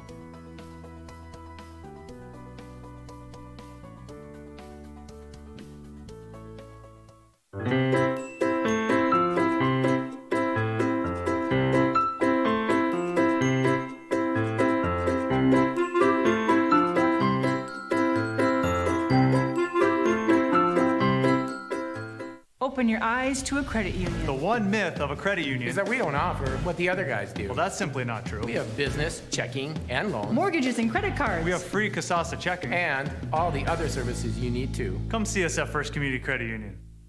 We will be unique in the fact that we'll be both a sheet-fed paper printer, screen printing in-house, embroidery, promo products, e-stores, and fulfillment.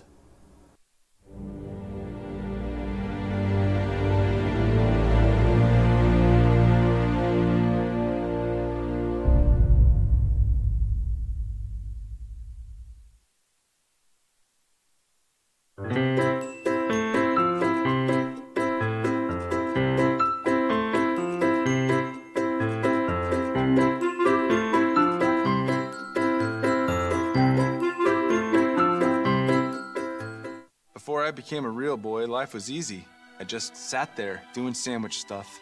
But being alive is so hard. So if you don't want to get up to get a sandwich, you shouldn't have to. Have a sandwich, you hero.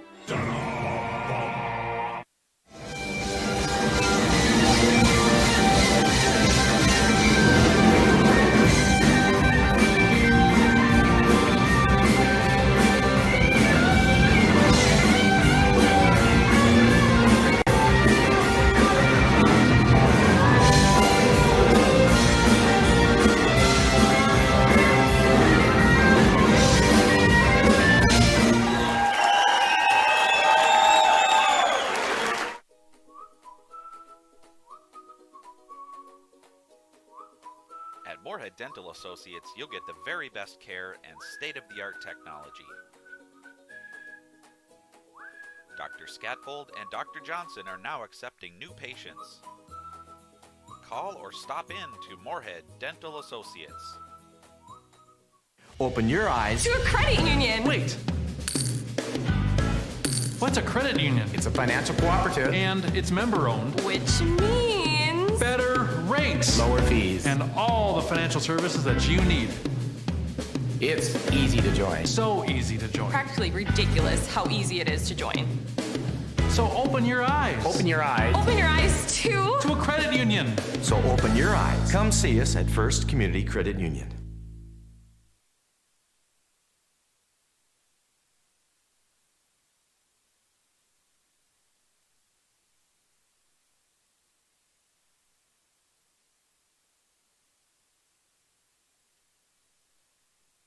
Revive Professional Massage Therapy Clinic.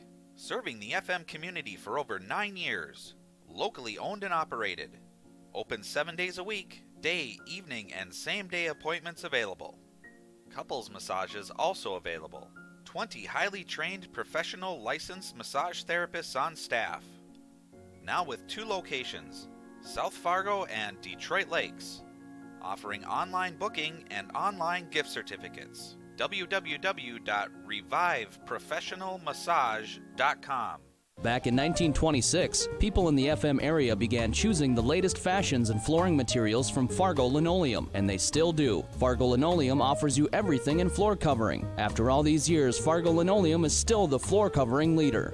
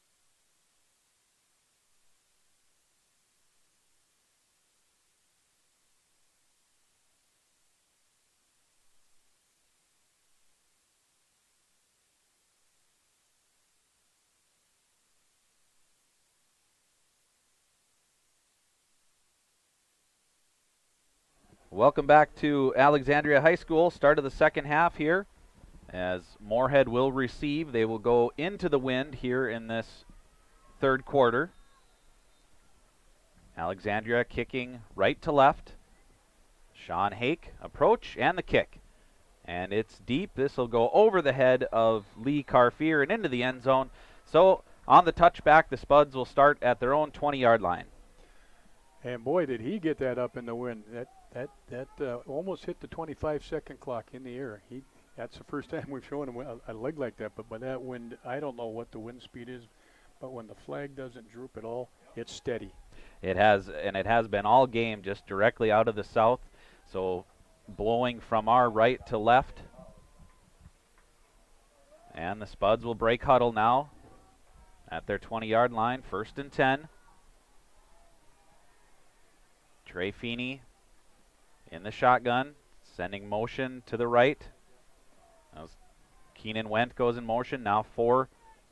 Pass over the middle, caught by Blake Walthall. He's at the 45, gets to the 50, makes a man miss, running away, getting chased, and he's out of bounds, and there'll be extra. a flag. Yep. Both officials threw a flag on that play. That was a hit well out of bounds, and so the Spuds will tack on 15 after that catch and run of about 40 yards. Yeah, 40 yards, actually a little bit more than it started at the 20, so 10, 20, 30, 42 yards. Nice job. Again, just running a kind of a skinny post. He ran away from Branson when he made the catch. Branson's got great speed, started to catch up, and then Lee Carfier got a nice block to get him a couple extra, and then Moorhead will take the extra 15 on the late hit. That's not a bad way to start second half. All of a sudden you're on the 22-yard line. That's a big play. Go from your own 20 down to the opposition's 22. Feeney in the backfield. Got Wendt to his left. Snap back, pass, near side, looking for Blake Walthall, and that is broken up on the near side by Derek Peepo, and it'll be 2nd down and 10. Yep, just tried to go for the score right away. Ran a deep fade to Blake Walthall, and the ball was thrown just a little bit too far inside, and that's hard to with this wind. I know he's trying to throw it outside shoulder, and it's just hard to get the direction you want. And great coverage by Peepo. It was, and Peepo forced Walthall out closer to the sideline than he wanted to. You want to leave that cushion to make that catch. So 2nd and 10, 11:47 left, third quarter. Snap back, Feeney rolls left, pass over the middle. He's got Brady Walthall, leaps into the air, makes the catch, and he's tackled at about the 3-yard line. So the Spuds convert, and will have 1st and goal. And great job by Keenan Wentz in the bullpen. He's in the backfield right now, and they blitzed, and he picked up the blitz that gave him the extra time to throw that. And nice job by Brady Walthall to go up. He almost looked like he was climbing a ladder to make that. He caught that ball at its highest point and then brought it down, and he's on the 4-yard line, 1st and goal. And they've ran off a hole, not even a minute yet. A great start to the second half for the Spuds. Feeney will go with an empty backfield now. Snap will come from the 4-yard line. Snap back, 1st and goal. Quick slant and touchdown, Moorhead. 9. Caught by Brady Walthall. That quick slant that the Spuds have been running much of the game converts now for a touchdown, and the Spuds are within 2 at 28-26. You think the Spud coaches and the Spud players have been doing their homework as far as film work? They ran that. He's playing the inside twin on that side. They blew both inside linebackers when he got great separation from the D-back. There's nobody in the middle to stop that because they brought double inside blitz. Perfectly called play. Beautiful throw, a great catch. Nice way to start. And now they got to get this 2-point conversion. All right, Spuds are going to line up to go for 2. Empty backfield. Feeney in the shotgun. Got 2 wide receivers left, 3 right. And the snap, back to pass. Quick slant again. This one is broken up, but there's a flag on the play. Early contact there by Mark Ehrman. Intended receiver was Blake Walthall on the near side. That's going to be half the distance now, so they're going to be about at the 1.5, get another shot at it here. And again, they brought both inside linebackers again, Corey. He threw that ball right in that empty zone, but the defensive back had pretty good coverage, but he definitely was around the waist too soon. And the officials were there to make the call, so this will be another 2-point conversion attempt from about the 1.5-yard line. Spuds line up, 3 wide receivers right, 2 left, empty backfield. Trey Feeney in the shotgun, motioning to his wide receiver, waiting for the snap, and he gets it off. Pass, near side, caught, conversion, good. Near side, Brady Walthall makes the catch, kind of a sliding catch, good throw, good position by Trey Feeney, and we've got a tie game. And a great job again. Just ran a little out route from his inside twin spot. Ball was thrown outside, and he was inside that goal line by about 4 inches. But you know what? It still counts. That's all it takes. Great drive. Yeah, unbelievable start to the second half for the Spuds. And we'll take a quick break on the Speakeasy scoreboard. Moorhead 28, Alexandria 28.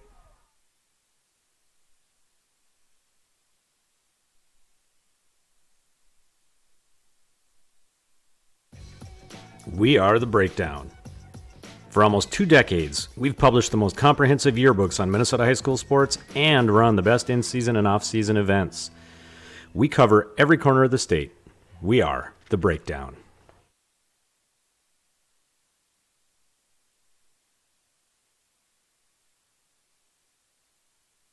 Well, the Spuds have opened up the third quarter with a touchdown and a 2-point conversion to tie the game at 28. And now they will kick off, going left to right and into the wind. Saif Alawi lining it up.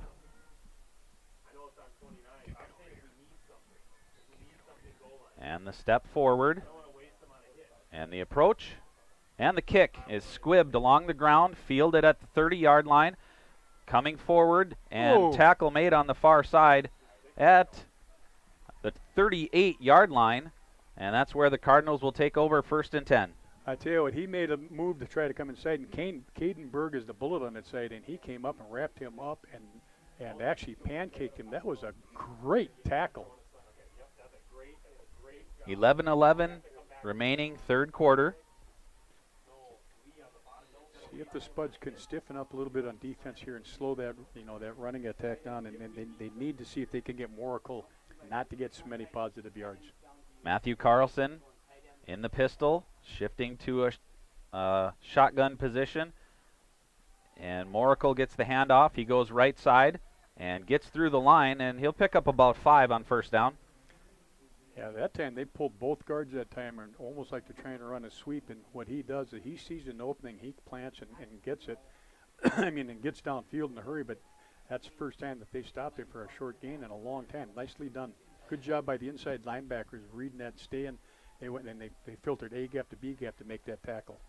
Yeah, the Spuds tripped him up after just a 3-yard gain. It looked like he had picked up more than that, but it'll be 2nd down and 7. Now Carlson gets the snap, hands off to Moracle, up the middle again, and the tackle is made. It's going to be short of a first down, but it'll set up a 3rd down and short for the Cardinals. That time they went on a little bit quicker snap, and the Spuds weren't quite ready on defense. It's the first time we've seen them do that. I mean, he got up, clapped his hand, the ball was snapped, and Moorhead was still trying to get set up a little bit on the front line, and so they got to be aware of that.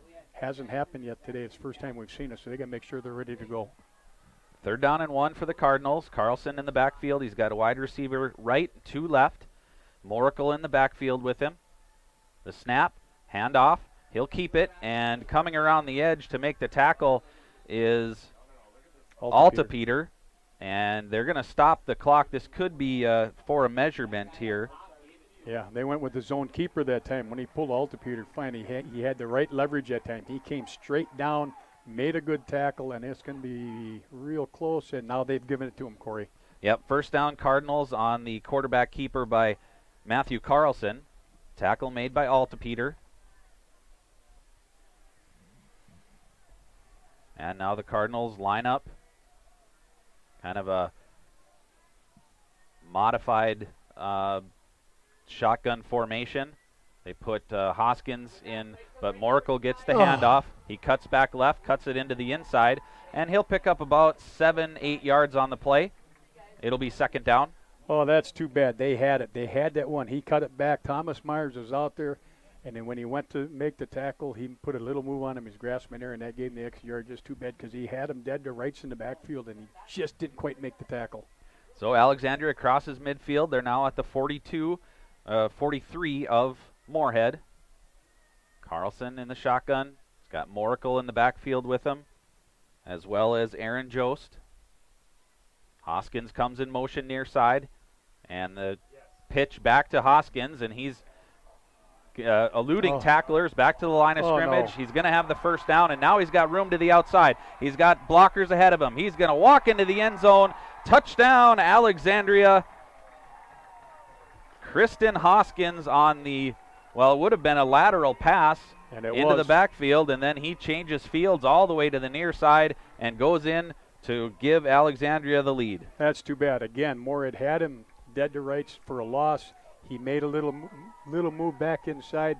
Another guy had a shot at him, and then when he decides to turn on the speed, he got down there in a hurry, and then he had a whole wall of blockers in front of him. So you got to give him credit. It was a great play by them. He had good blocking, and he just is hard to tackle. Yeah. Sean Hake on for the point after, and the kick is up, and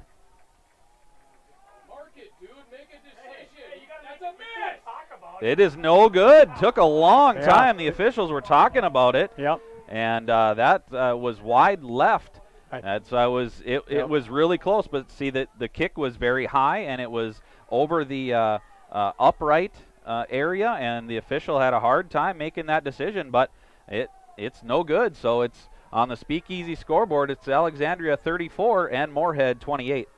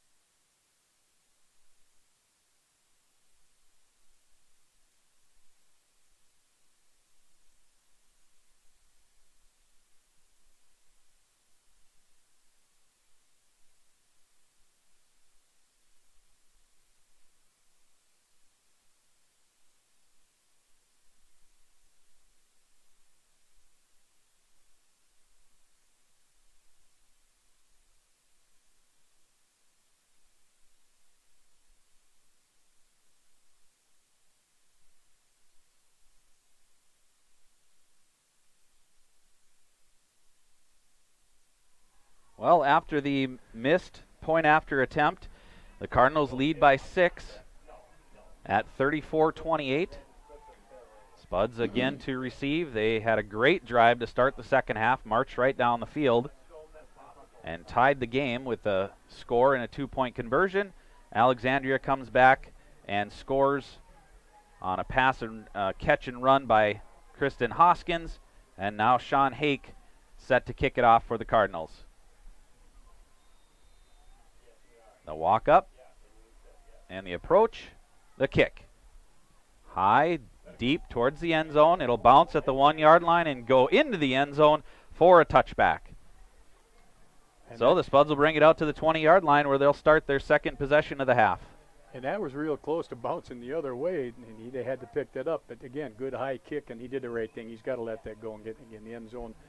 No time comes off the clock, and now see if they can get, again, going against this wind, get some first downs, and eventually score and not have to punt from deep inside their own territory against this wind, because it's still a brisk wind. 8:41 remaining, third quarter.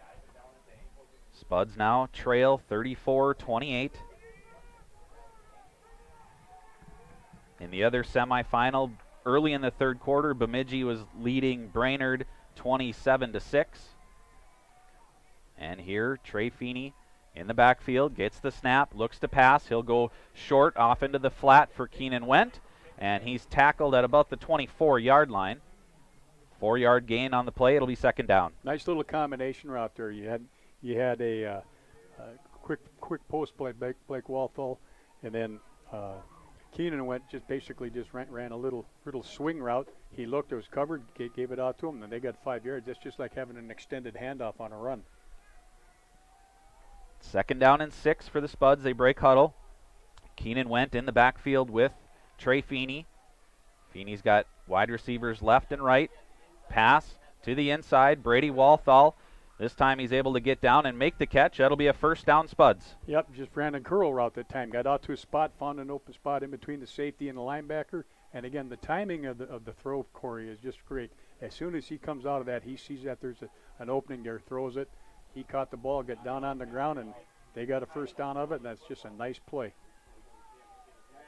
Spuds come up to the line. Now they'll come 4 wide receivers right, 1 left, empty backfield. Trey Feeney in the shotgun, gets the snap, looking downfield, passes, connects with Blake Walthall. The pass a little bit behind him, but Walthall makes the adjustment and the catch, and another first down. Again, just the timing of it, the ball's in the way. He threw it up back behind him a little bit, but Walthall just great athletic ability to come back and catch that off his back hip and squirm away for a first down. They had quads out on this side, which means he's got one-on-one on the other side. The safety's over there. So that play should be open because the linebackers can't get back into that zone. Spuds, same formation. They bring Wendt out in motion to 4 wide receivers near side. And looking left, trying to go over the top, and the catch is made. Blake Walthall, 10-5, touchdown, Moorhead. Oh, my. Cody Branson went. The ball was thrown outside. Branson thought he had a shot at it, and it went over. And great concentration by Walthall that stuck it in. And basically, he trotted in the end zone. There's nobody there. What a throw, what a catch. And tell you what, answered them back. They got a chance to go ahead here. Yeah, 34-34 right now as Caden Triggs comes on to attempt the point after. And that play couldn't have been executed any more perfectly. And into the wind. Besides, that was a great throw into the wind. Snap, spot, kick is up, and it's good. We had to wait on that one, but it was good.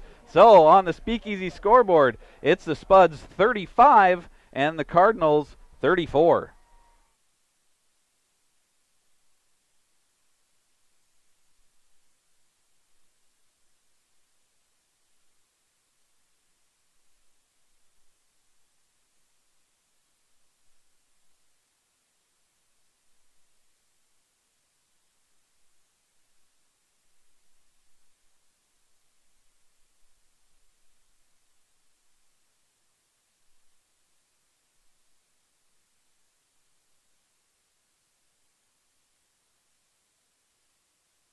I get asked all the time. What in the world is a credit union? Let me tell you. It's a member-owned financial cooperative. And you're a part of it. You're a part of it. Because our earnings go back to our members. So open your eyes to a credit union. Yeah, that's right. Open them. Come see us at First Community Credit Union.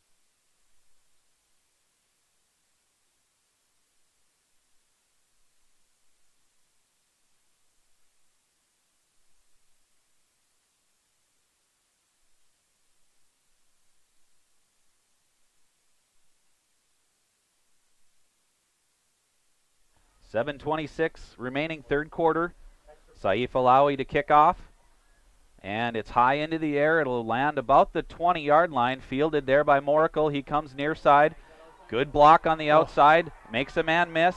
And now forced back to the inside. He'll cross midfield and get down to about the 42-yard line. There's a flag. There's a flag down on the play. And what they're going to get is Lee Carfier was just getting ready to make the tackle, and he got pushed in the back. So it's either going to be an illegal block in the back, or they're going to hold one of the two here. But that's going to come back. And yeah, I saw the same thing as well. And it happened and they're calling a legal back and block in the back. Yep. Because there's no way that Lee was going to miss that tackle. He broke down all of a sudden. He got pushed from behind. And good call by the officials. It's the right call. That's going to, instead of being over midfield, now they're going to be back around about the 28 or so. So by virtue of penalty, the Alexandria Cardinals will start this drive at their own 28-yard line. 7:19 remaining, third quarter. Spuds lead it, 35-34. 2 wide receivers right, 1 left. Moracle in the backfield with Carlson. Carlson gets the snap, hands off to Moracle. He comes up the middle. That's right, Jackson. He's stopped by Jackson Goda and brought down at about the 31-yard line. So a couple of yard gain, and it'll be second down. Good job by Christian Vega also from his defensive tackle spot. he got across the guard's face, which caused him to break up, and then Jackson did a nice job. He read A gap back to B gap, stepped up and stopped him for just a short game, but that was a nice play. It's the first time that we've got to say that the linebackers actually got up there. Same formation. Moracle in the backfield with Carlson. 2 wide receivers, right, 1 left. Carlson takes the snap, hands off to Moracle right up the middle. Hayden Netland is there to help make the tackle. It'll be 3rd down. Again, running that, and basically that's a draw play that they're running there. And again, Jacob Wesley forced him to come bring that back so that the linebackers could step up. He sure got positive yards, but they're slowing him up a little bit more. He's not getting big chunks this time. 3rd down and 3. 6:15 and clock running, 3rd quarter. Cardinals going right to left. Moracle in the backfield with Carlson.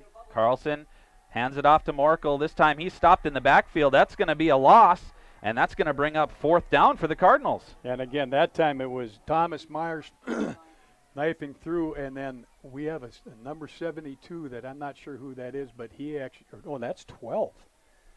And I don't know who that is either, but he came through and made the initial hit, and that's a nice job. Now we're going to find out who 12 is. Cardinals lining up in punt formation. Elijah Haltis is back to attempt the punt. He'll have the wind at his back. Ooh. Snap back, and the kick high into the air. It's a good kick. Fielded and taken down. Wyatt Gunkel, that was kind of a knuckling punt, and Gunkel had to really concentrate and haul that in, and by that time he didn't have anywhere to go and was tackled immediately at the 23-yard line. So that's where the Spuds will take over, 1st and 10. And I tell you what, the best thing there, he probably should have fair caught it, but what I like is the fact that he caught it and the ball didn't get to go backwards on him. So to not get a gain is fine, but the most important thing was that he caught that. The Spuds have been able to move the ball against the Cardinal defense, obviously, as they put up 35 points, but into the wind has been impressive, and what's even more impressive has been Trey Feeney throwing into the wind. Yes. Went in the backfield, snap back to Feeney. He goes deep, and that's going to be off the hands of Branson and out of play. He was looking for Lee Carfier along the far sideline, and it's incomplete. And that one, again, trying to go for the big one. They tried to throw like a deep fade that time, and I think the wind kind of got a hold of that and held it up. And nice job by Carfier. He went up at the same time to make sure that he actually played defensive back on that, which he does a lot anyhow, but he's the one that knocked the ball away. Yeah, that was real close to being an interception. Yeah, that's what I was thinking as the ball was hanging in the air and it looked like the wind was just pushing it back, that Branson was going to be able to go up and make that catch. But knocked away nicely by Carfier, and it's 2nd down and 10. Spuds with 2 wide receivers left. And Went in the backfield. Snap back, Feeney, pump fake. He gets Brady Walthall over the middle, coming over, breaks a tackle. He's at the 40, the 30, the 25, the 20, 15, 10, 5. Touchdown, Brady Walthall! Oh, my. Oh, my, oh, my. How about this? He gets great separation again from Cody Branson on the post, and as Branson was coming up, another defensive back came up to make tackle and actually knocked Branson off. And then how about the speed of Brady Walthall to pull away after the fact? Big plays, big plays. He ran away from 3 Cardinal defenders to put that one into the end zone, and the Spuds lead it 41-34 as Caden Triggs comes on for the point after attempt. Snap, spot, kick is up, kick is good. And on the Speakeasy scoreboard, Moorhead 42, Alexandria 34.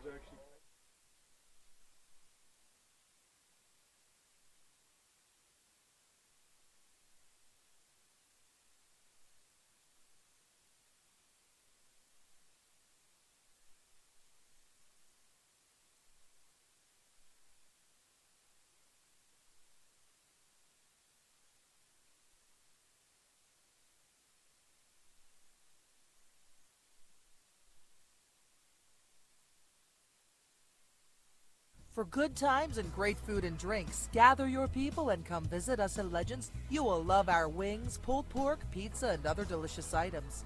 Gluten-free and other special diets can be accommodated. We show all the major sporting events. If you are having a special event, take advantage of our event room and catering. Our catering is available for both delivery and pickup. Visit us today.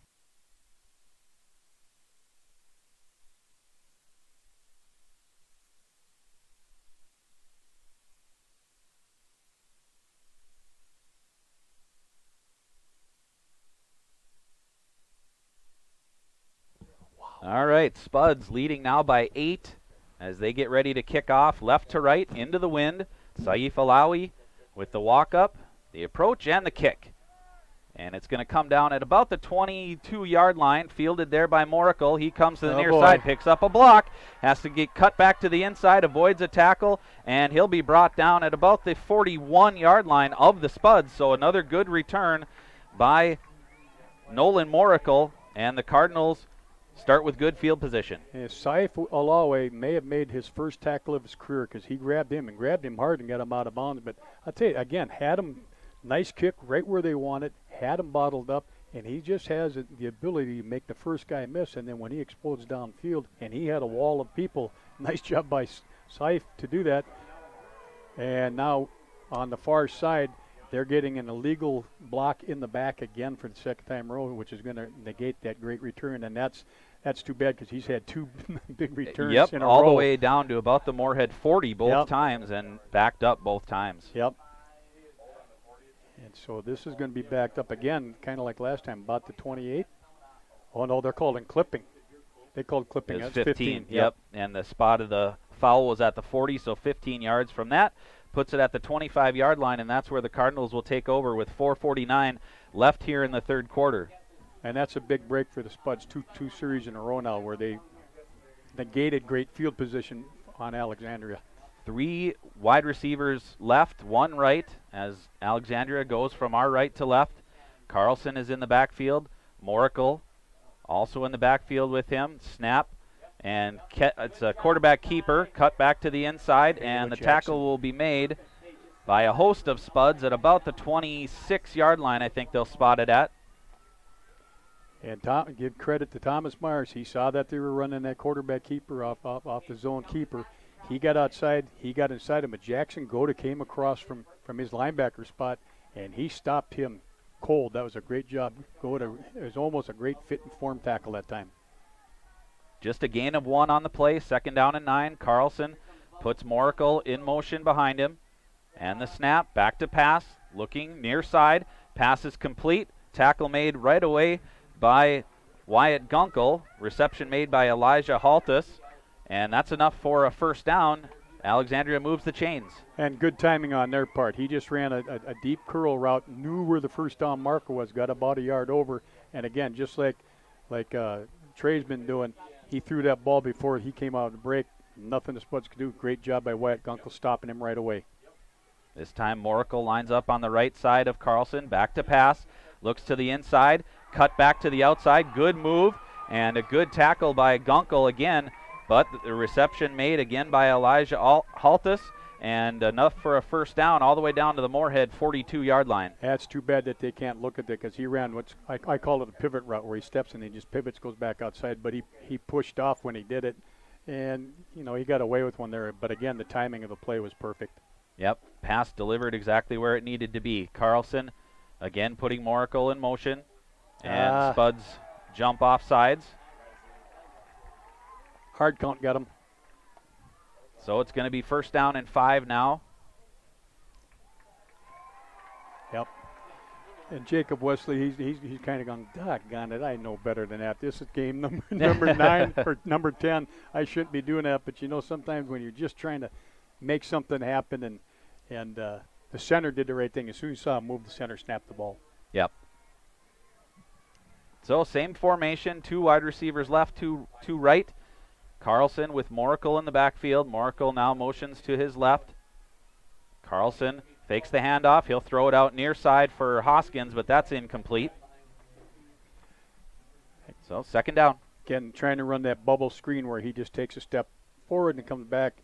And nice read. They've actually got Hayden Netland's not playing all the way inside because of that formation. So he read that right away. And again, wasn't a great throw, but I don't think he wanted to hang with the ball because if he'd have caught it, he'd have got Hayden was right there. 2 wide receivers left, 2 right. Moracle comes to the left of quarterback Carlson. Snap back, pass, near side, Holtus, Nice. and tackled. That's going to be very close to a first down. I think he's going to have enough for it, but we'll see where the spot is. Can't tell. They're going to have to measure this one, I think. Nope, they gave it to him. First down, Alexandria. And again, 2 plays in a row, just running that bubble screen. Again, that time Netland didn't quite get there in time. He stepped inside, and their guy Holthouse made a nice block on Moorhead's corner, which gave him just a little bit of a seam to run through. First down and 10, 3:07 left in the third quarter. Carlson in the shotgun. Snap back. He'll hand it off. He'll keep it now and goes to the outside. Altapeter wraps him up and takes him down at the 29-yard line. Be a gain of 3 on the play. Again, zone read, and it became the quarterback keep up that, again, Thomas Myers hit him in the backfield and left his feet a little bit, but nice job by Altapeter to come back and clean up. Just a short gain. Nicely done. More importantly, we're not too far away from the Spuds having the ball in the wind. 2 wide receivers left, 2 right. Carlson in the shotgun. Snap back, drops back to pass, looking left, pressure up the middle, throws it, and it's caught by Branson. Yes, yes. Branson makes the catch at the 20-yard line, and that's enough for a first down. That's too bad. And Ja'Kai Fitzpatrick was there to make the interception. He mistimed his jump, and so the ball went over his head, and Branson right there to make the catch. Otherwise, that was going back the other way, and he just mistimed his jump, so when the ball came, he was already on the ground. 2:18 and clock running, third quarter. Carlson in the backfield with Moracle. Snap back and pump fake going over into the middle, and Branson with the touchdown reception in the near corner of the end zone, and the Cardinals are within 2. And that time you saw the pump fake. Branson has been running that pivot route. That time he just kind of like he was going to run a pivot, and Wyatt came up to cover it, and he just snuck behind him, and the safety who's in cover 2 can't get there in time, and he threw a laser to him. If he'd have floated that, Ja'Kai would have got there, but he made the right pass, and now they got to go for 2. 2:04 left in the third quarter.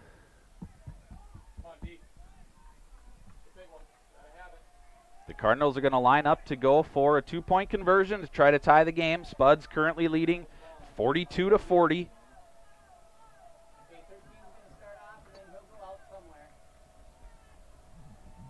Full backfield this time. Hoskins in motion.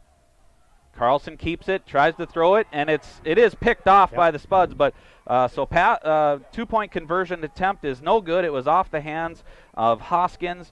Gunkel made the interception, but 2-point conversion no good. And on the Speakeasy scoreboard, it's Moorhead 42 and Alexandria 40.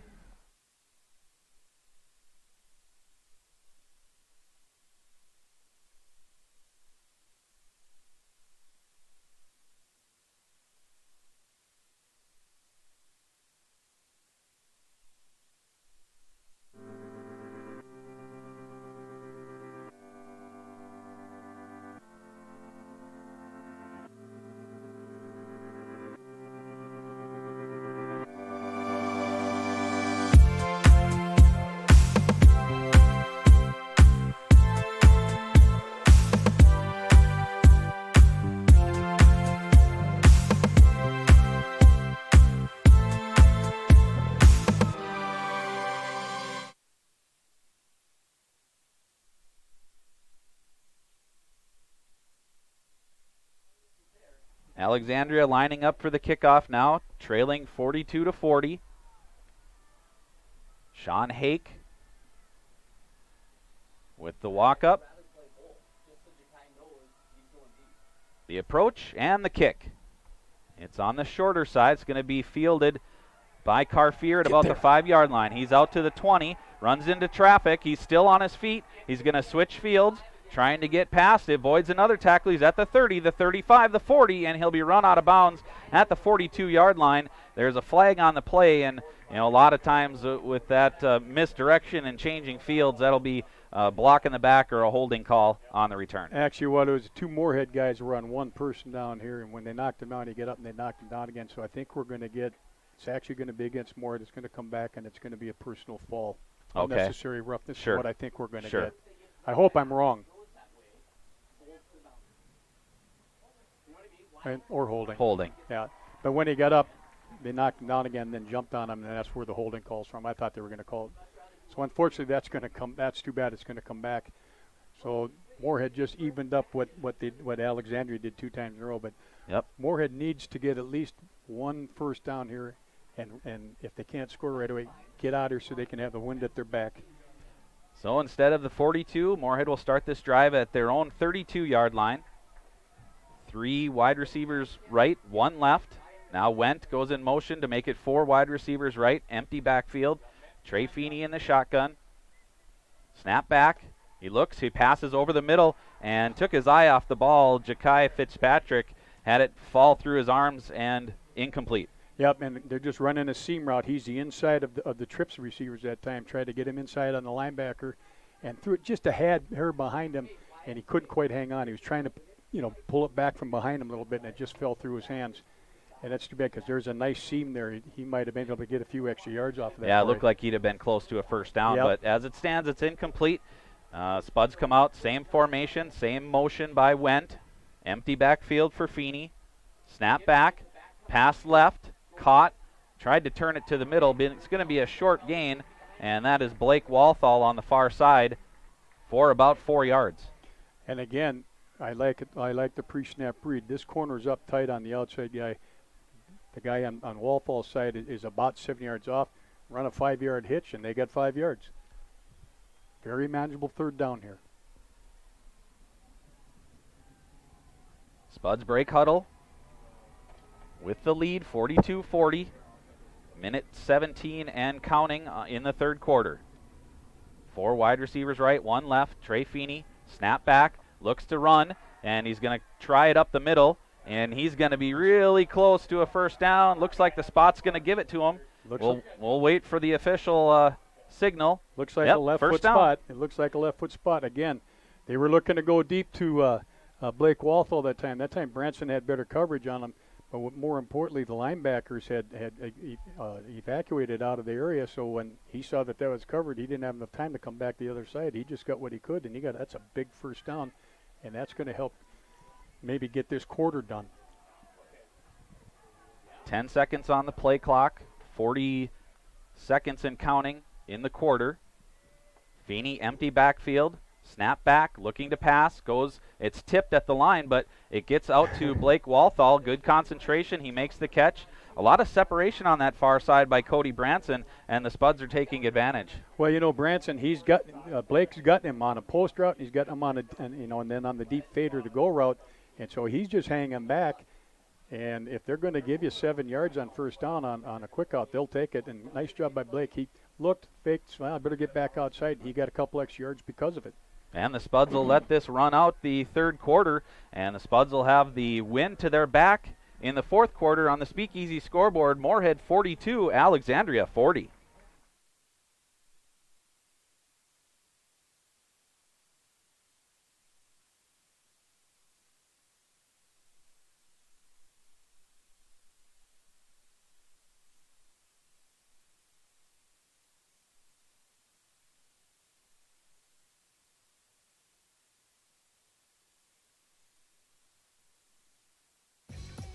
We are The Breakdown. For almost 2 decades, we've published the most comprehensive yearbooks on Minnesota high school sports and run the best in-season and off-season events. We cover every corner of the state. We are The Breakdown.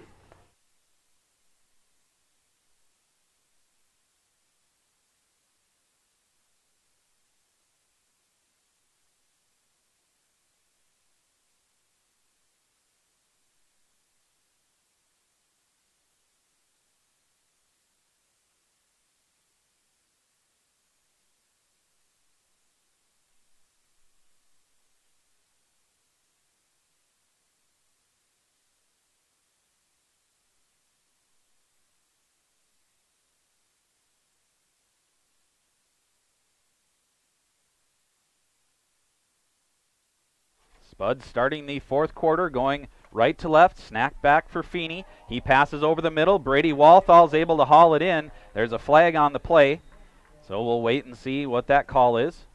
And again, running from the inside slot area, they're running those seam routes. Timing of the ball is perfect. Nice job by that was Brady, wasn't it? Brady to go up and get the ball, but we're going to get a holding call on the Spuds here, unfortunately.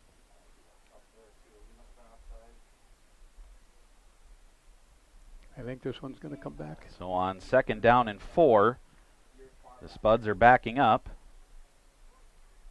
And the coach had to ask if they were going to accept or... And of course they are, because otherwise it's a first down. Right. Oh, they called the legal man downfield. Two penalties. Two penalties. Okay, didn't realize that. All right, so 2nd 10 down yards. 14. Yep. That's too bad again. They're finding those seams in the zone. They're playing, cover 2 deep, and they're settling down in between them. And when it's a seam route where they get deep with the linebacker in front of it, and the timing again of the play is just fantastic. I tell you, Trey has been spot on him when he needs to throw the ball.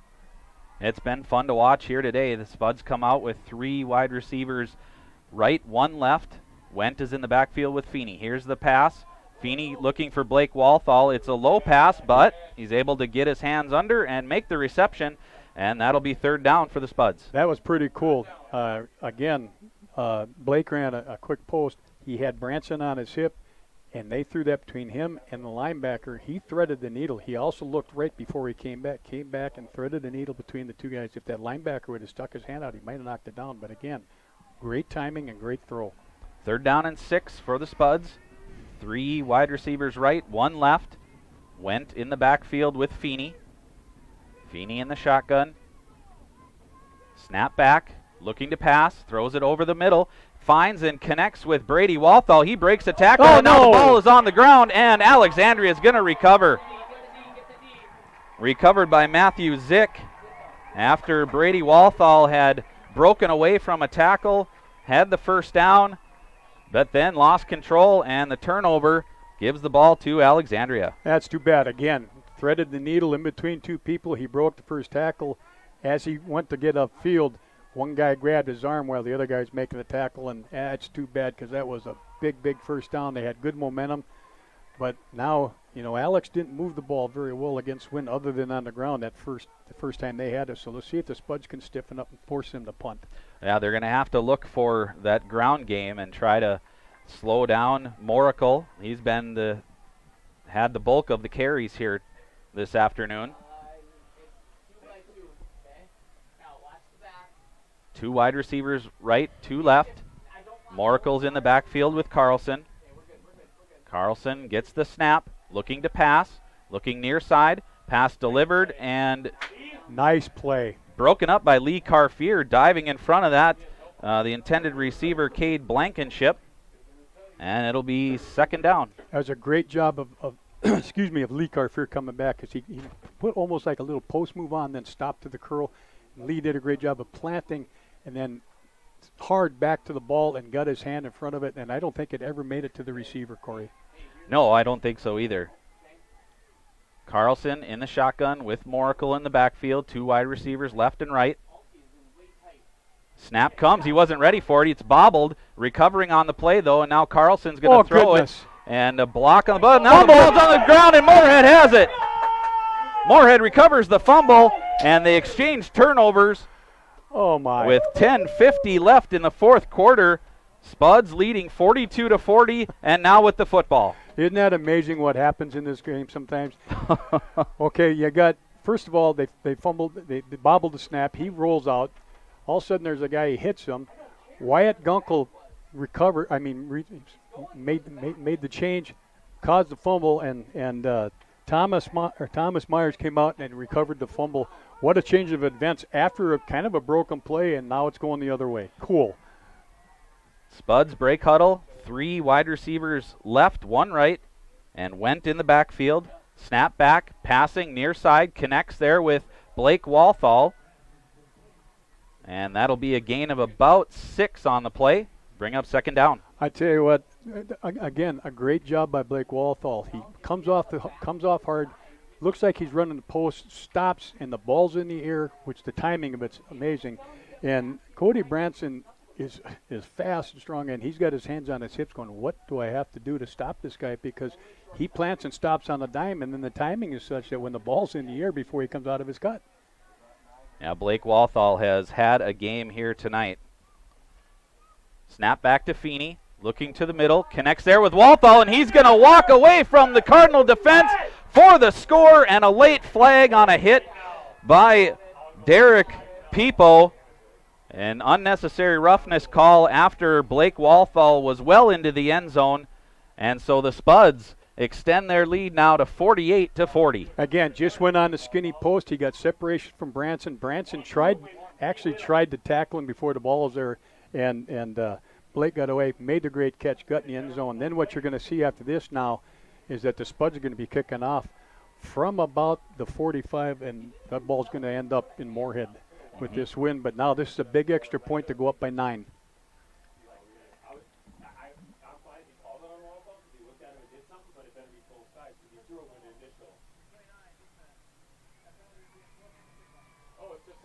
Right? Yep. On this, well, I don't think he said. He just said personal foul against Alexandria, so enforced on the kickoff. Yeah, it was a late hit. Right. So Caden Triggs comes on for the point after attempt. Snap, spot, kick is up, and kick is good.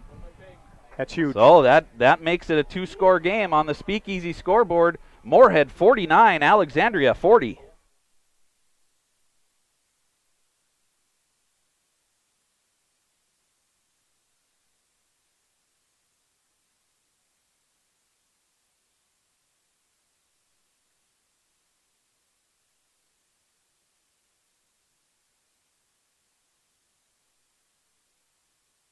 For good times and great food and drinks, gather your people and come visit us at Legends. You will love our wings, pulled pork, pizza, and other delicious items. Gluten-free and other special diets can be accommodated. We show all the major sporting events. If you are having a special event, take advantage of our event room and catering. Our catering is available for both delivery and pickup. Visit us today.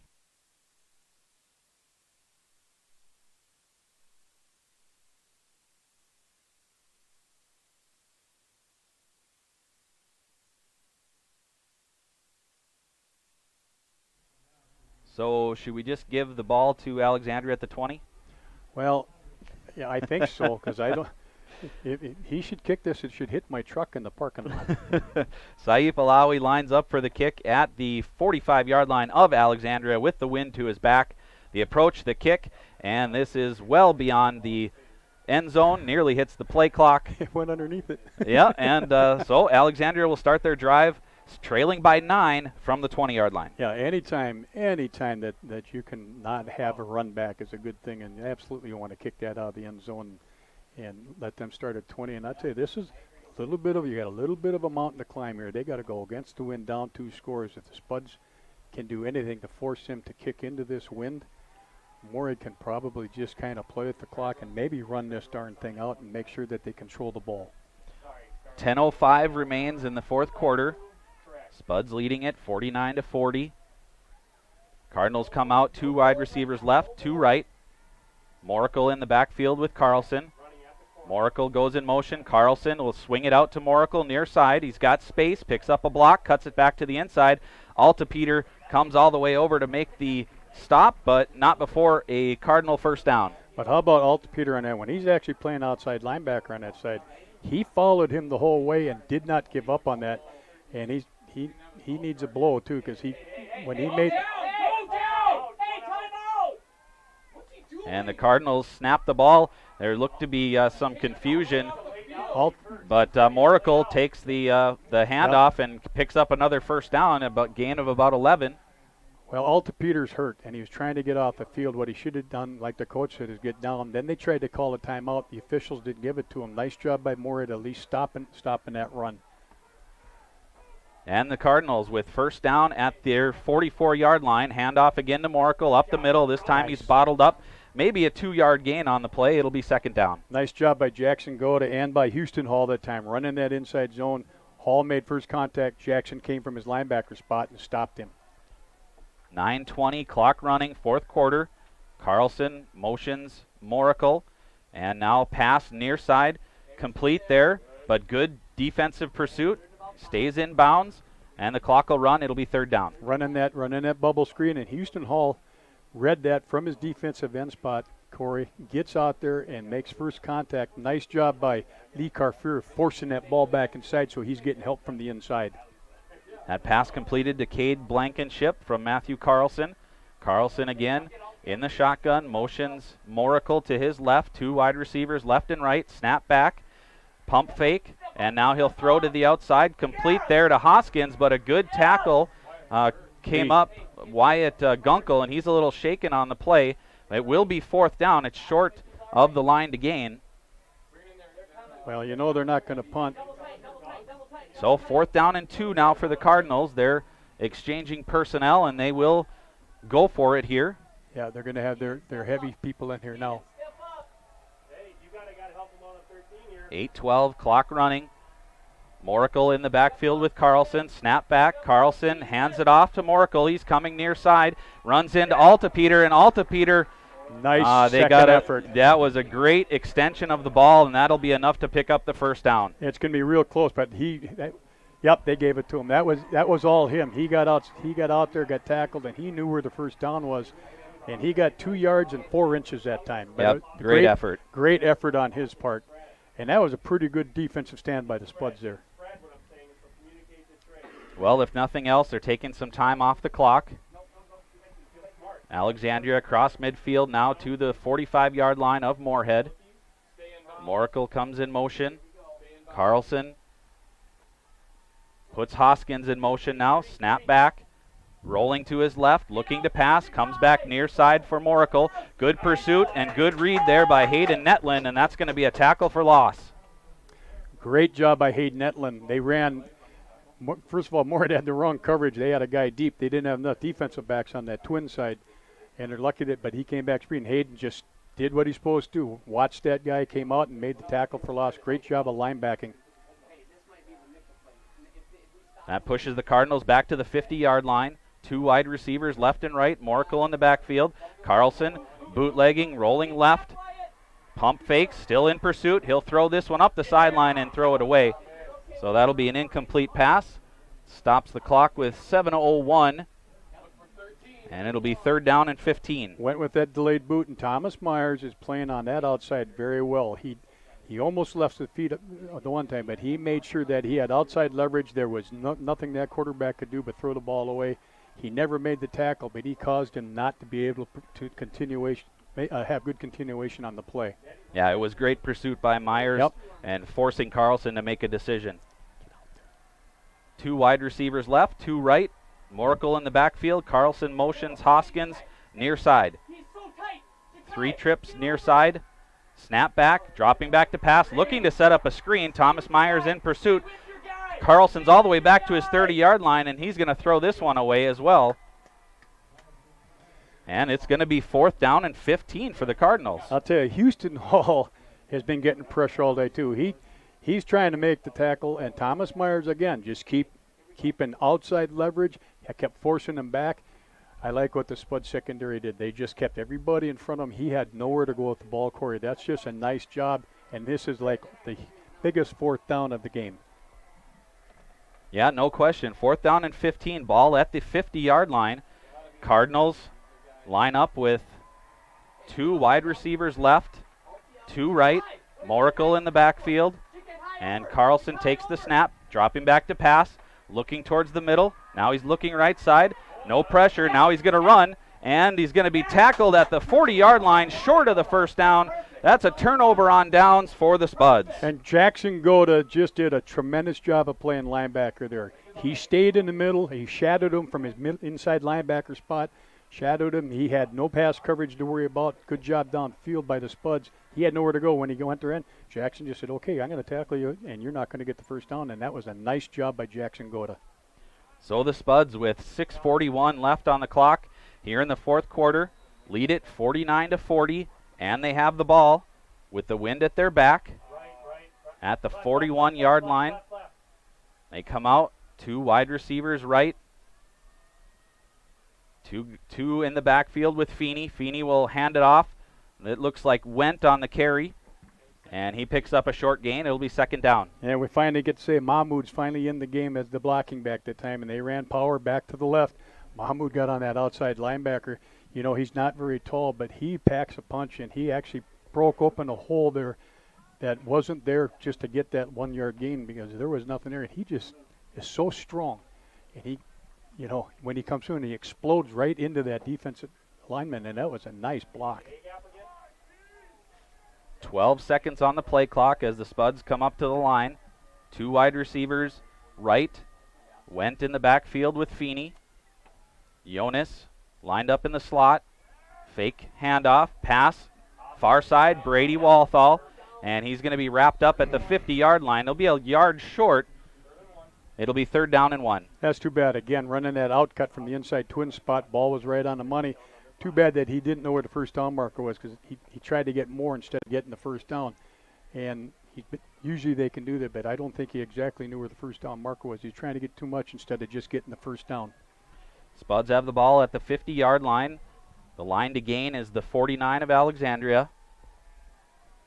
5:22 and clock running in the fourth quarter. Play clock down to 10. Two wide receivers near side. Went in the backfield with Feeney. Feeney gets the snap, fakes the throw, hands off to Went, and it's going to be close. It's going to be close. We'll see where they spot this one. He's short. It's going to be fourth down and inches. He's going to go for it here. Also, what you can look for here is that they're going to look to see what they do defensively. If they play that Moorhead's going for it, don't have anybody back, don't be surprised if you see the quick kick, which would not be a bad thing right here. And if they could get that ball down inside the 10, 2 scores down, that's a long way to go. Yep, as we approach 4:35 and clock running, fourth quarter. Oh. They're lining up with Trey Feeney under center. Looking to draw the Cardinals off. And they'll let this play clock run out, or did they took a timeout. So timeout Moorhead on the Speakeasy scoreboard. It is Moorhead 49 and Alexandria 40.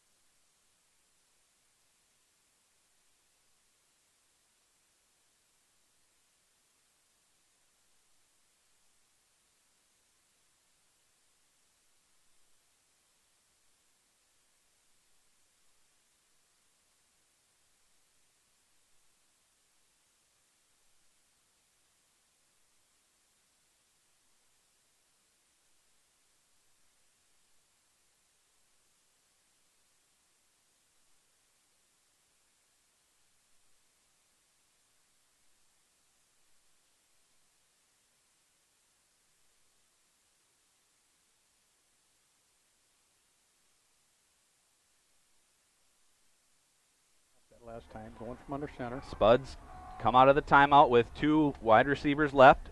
Feeney under center. He goes quarterback sneak. And I'm not sure. It doesn't look like a great spot. They gave it to him. They gave it. It's a first down. Big first down for the Spuds. That is huge, Corey, especially with them having 3 timeouts. They can just keep getting first downs here. They don't have to score. They'll take it.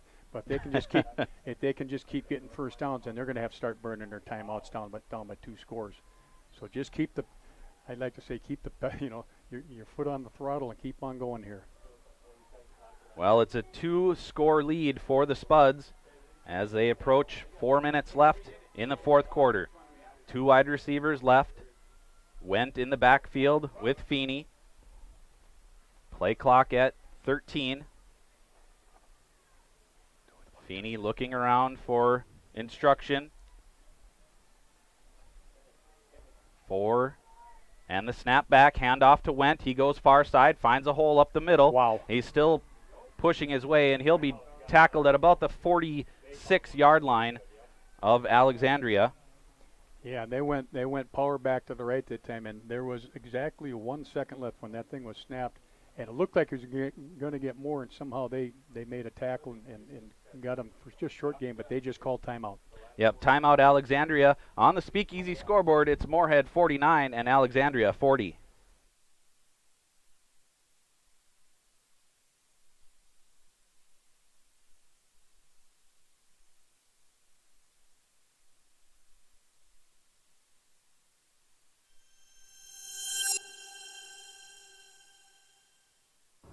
Spectre Marketing Service would like to congratulate all of the fall Spud sports teams and wish them a wonderful season. Spectre Marketing Services also has a new season upon us, which will be merging with a company called Range Printing out of Brainerd, Minnesota.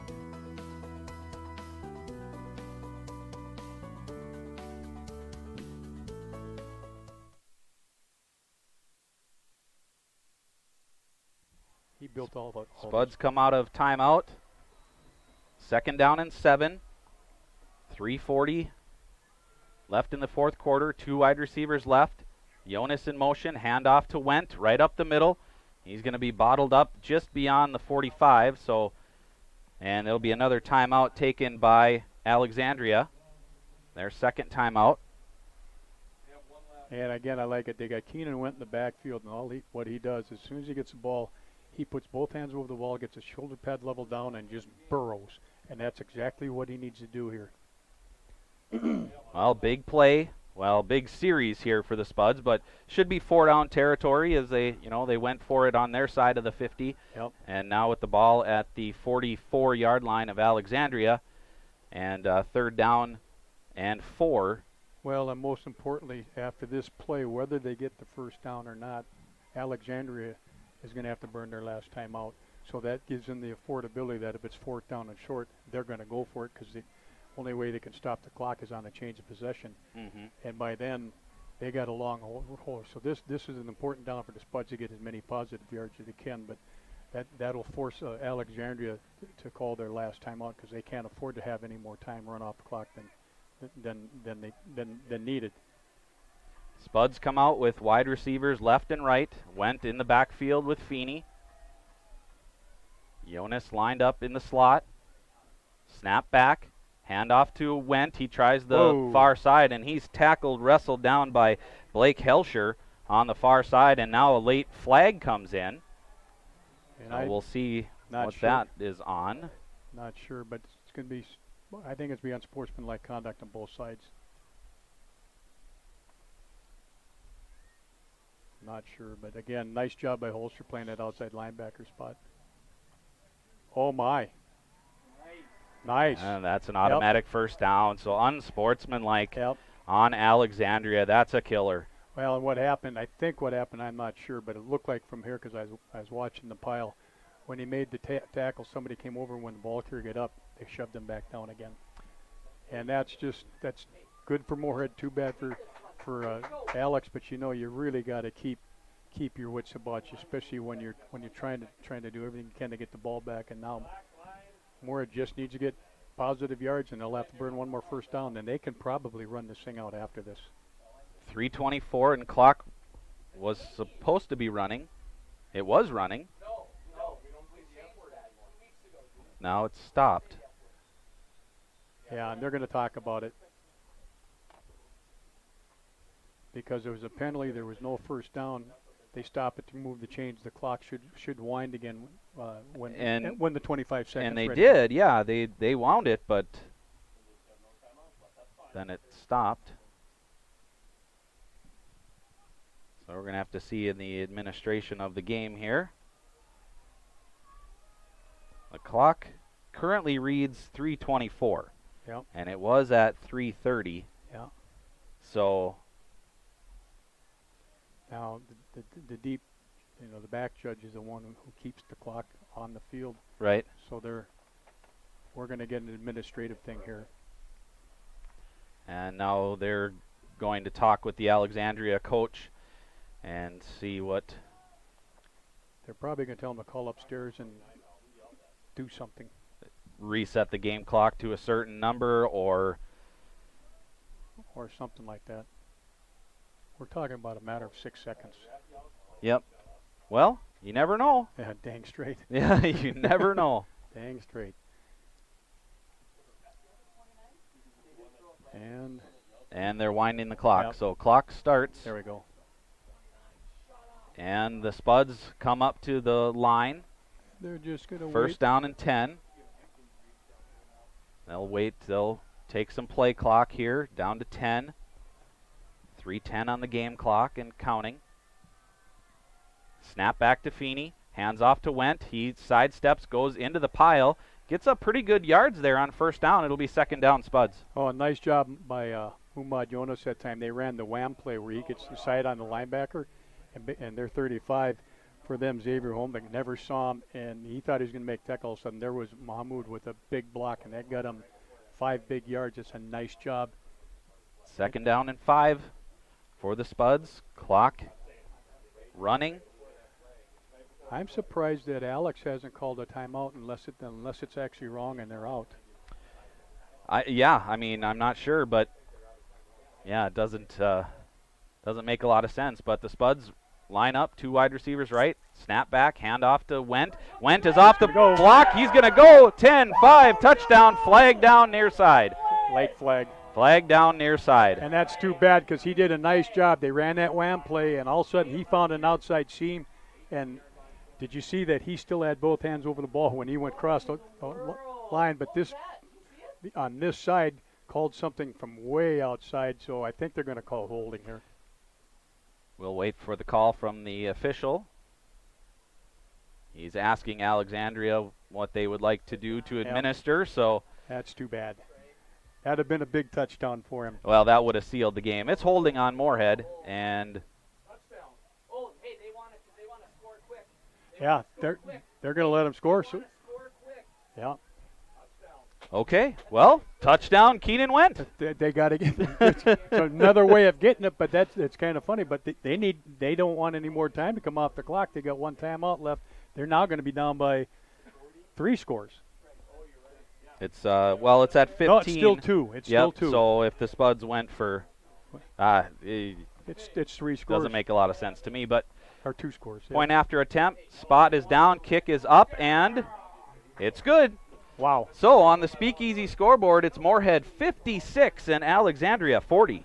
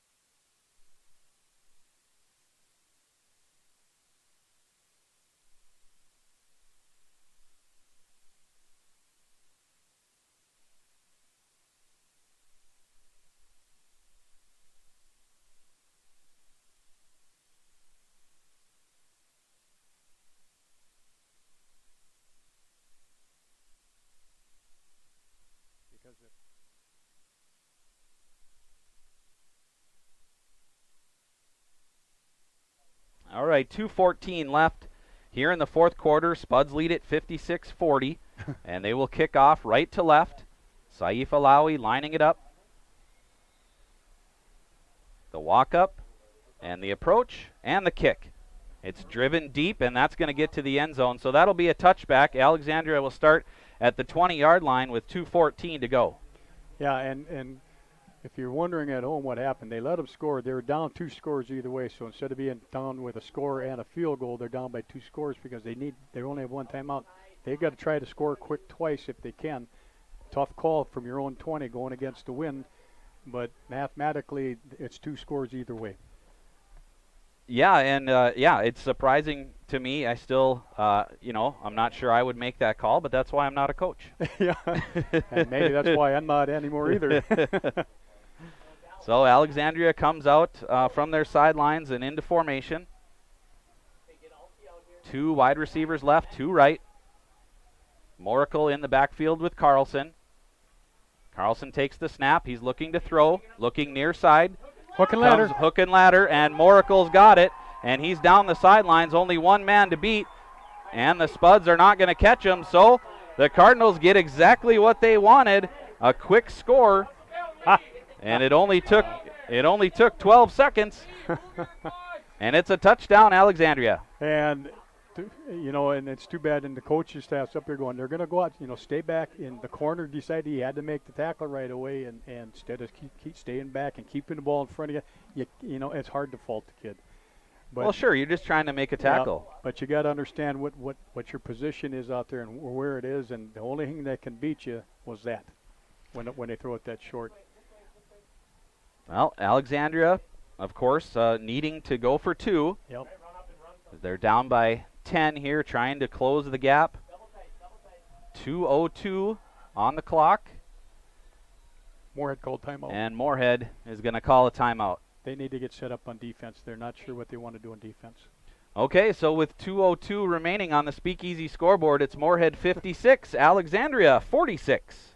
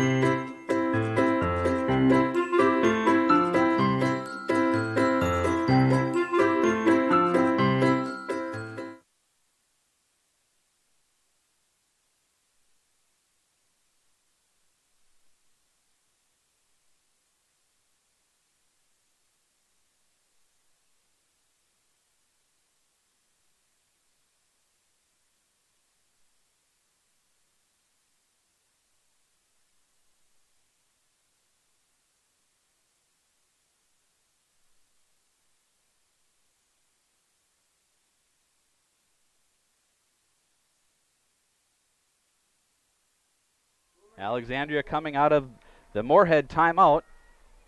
They're lining up to go for a 2-point conversion. It's 56-46. Alexandria having just scored a touchdown. Putting Hoskins in motion. Carlson in the shotgun. Snap back. Hand off to Moracle. And the Spuds not able to make the tackle. Moracle gets in for the 2-point conversion, and the lead is 8. And in that something, all they did was ran that basically a delayed draw. They didn't pull anybody. He saw it. One more defender left his feet. You cannot tackle him high. He broke it, saw a gap, got in. Now you got to have everybody up for the onside kick, but you also have to be worried about an onside kick where they're going to put it in the middle somewhere. So again, everybody, you can have all 11 guys, hands got to be hanging and get ready for an onside kick or some type of pooch kick. That's the only thing they can do, because if Moorhead recovers this onside kick, they only have one timeout left, and they can't stop it, and they can run this thing out. But at the beginning of this game, would you have guessed 56-48? Not a chance. I wouldn't have. Not either. a chance. Especially the way the game started, and then all of a sudden, it's been a track meet. It has, and it's it's good conditions. I mean, it is a stiff breeze, but pleasant temperatures. The sun is shining. Yep. It's been a very entertaining game. It's been very entertaining, and it's borderline illegal fun. All right, Sean Hake is lining up for the onside kick. So the ball has to travel 10 yards. Timeout, Moorhead. And Moorhead will take a timeout. That's their final timeout. We'll take a quick break on the Speakeasy scoreboard. Moorhead 56, Alexandria 48.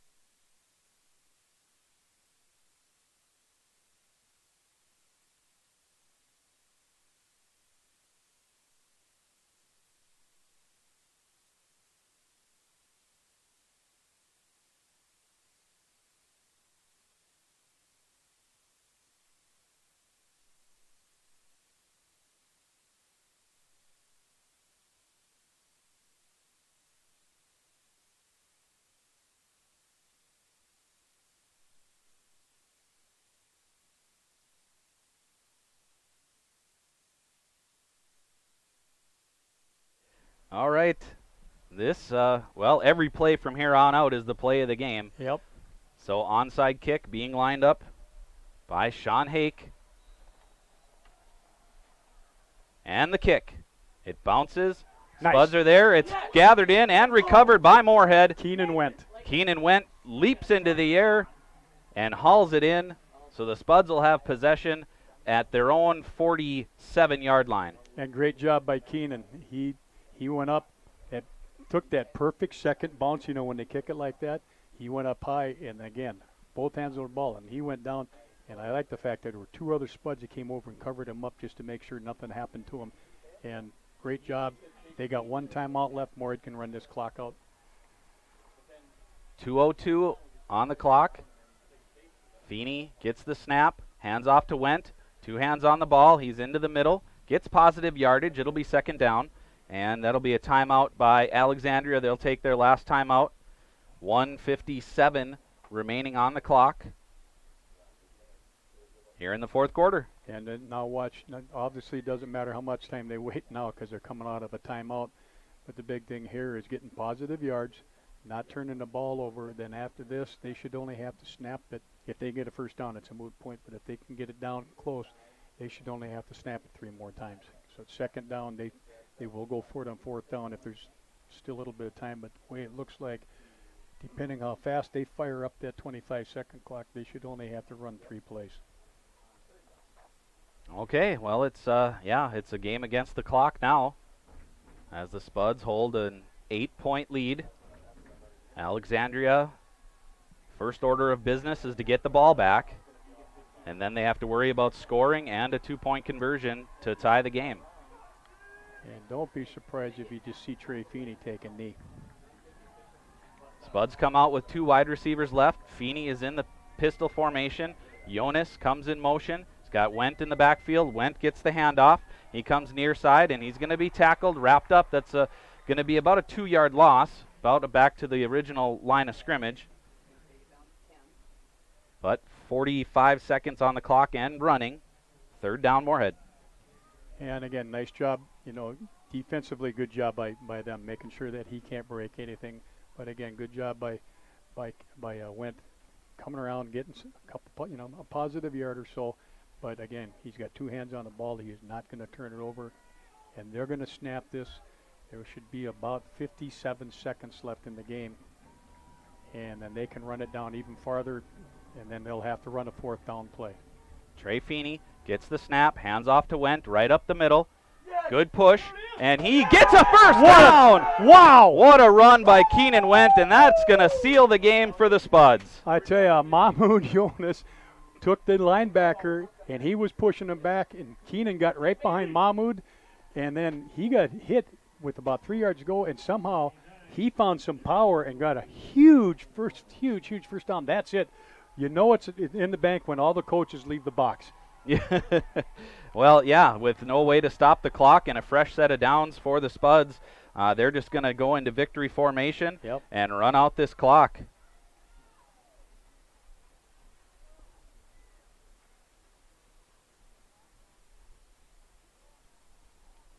Trey Feeney takes the snap with 1 second on the play clock. He'll take a knee, and the Spuds won't have to snap it again. So Moorhead comes into Alexandria in the section semifinal game and knocks off number 2 Alexandria. Moorhead will advance to the section championship game next Friday. At probably Bemidji, they were up by quite a bit, and that's going to be a fun one. But I tell you what a fun game. 56-48. I didn't see this coming at all. And not only that, Moorhead had to come from behind the second half to win this darn thing. Absolutely. It was a back-and-forth game, very entertaining, big plays, both sides, and really couldn't have asked for anything more out of these 2 teams here tonight. So, just listening.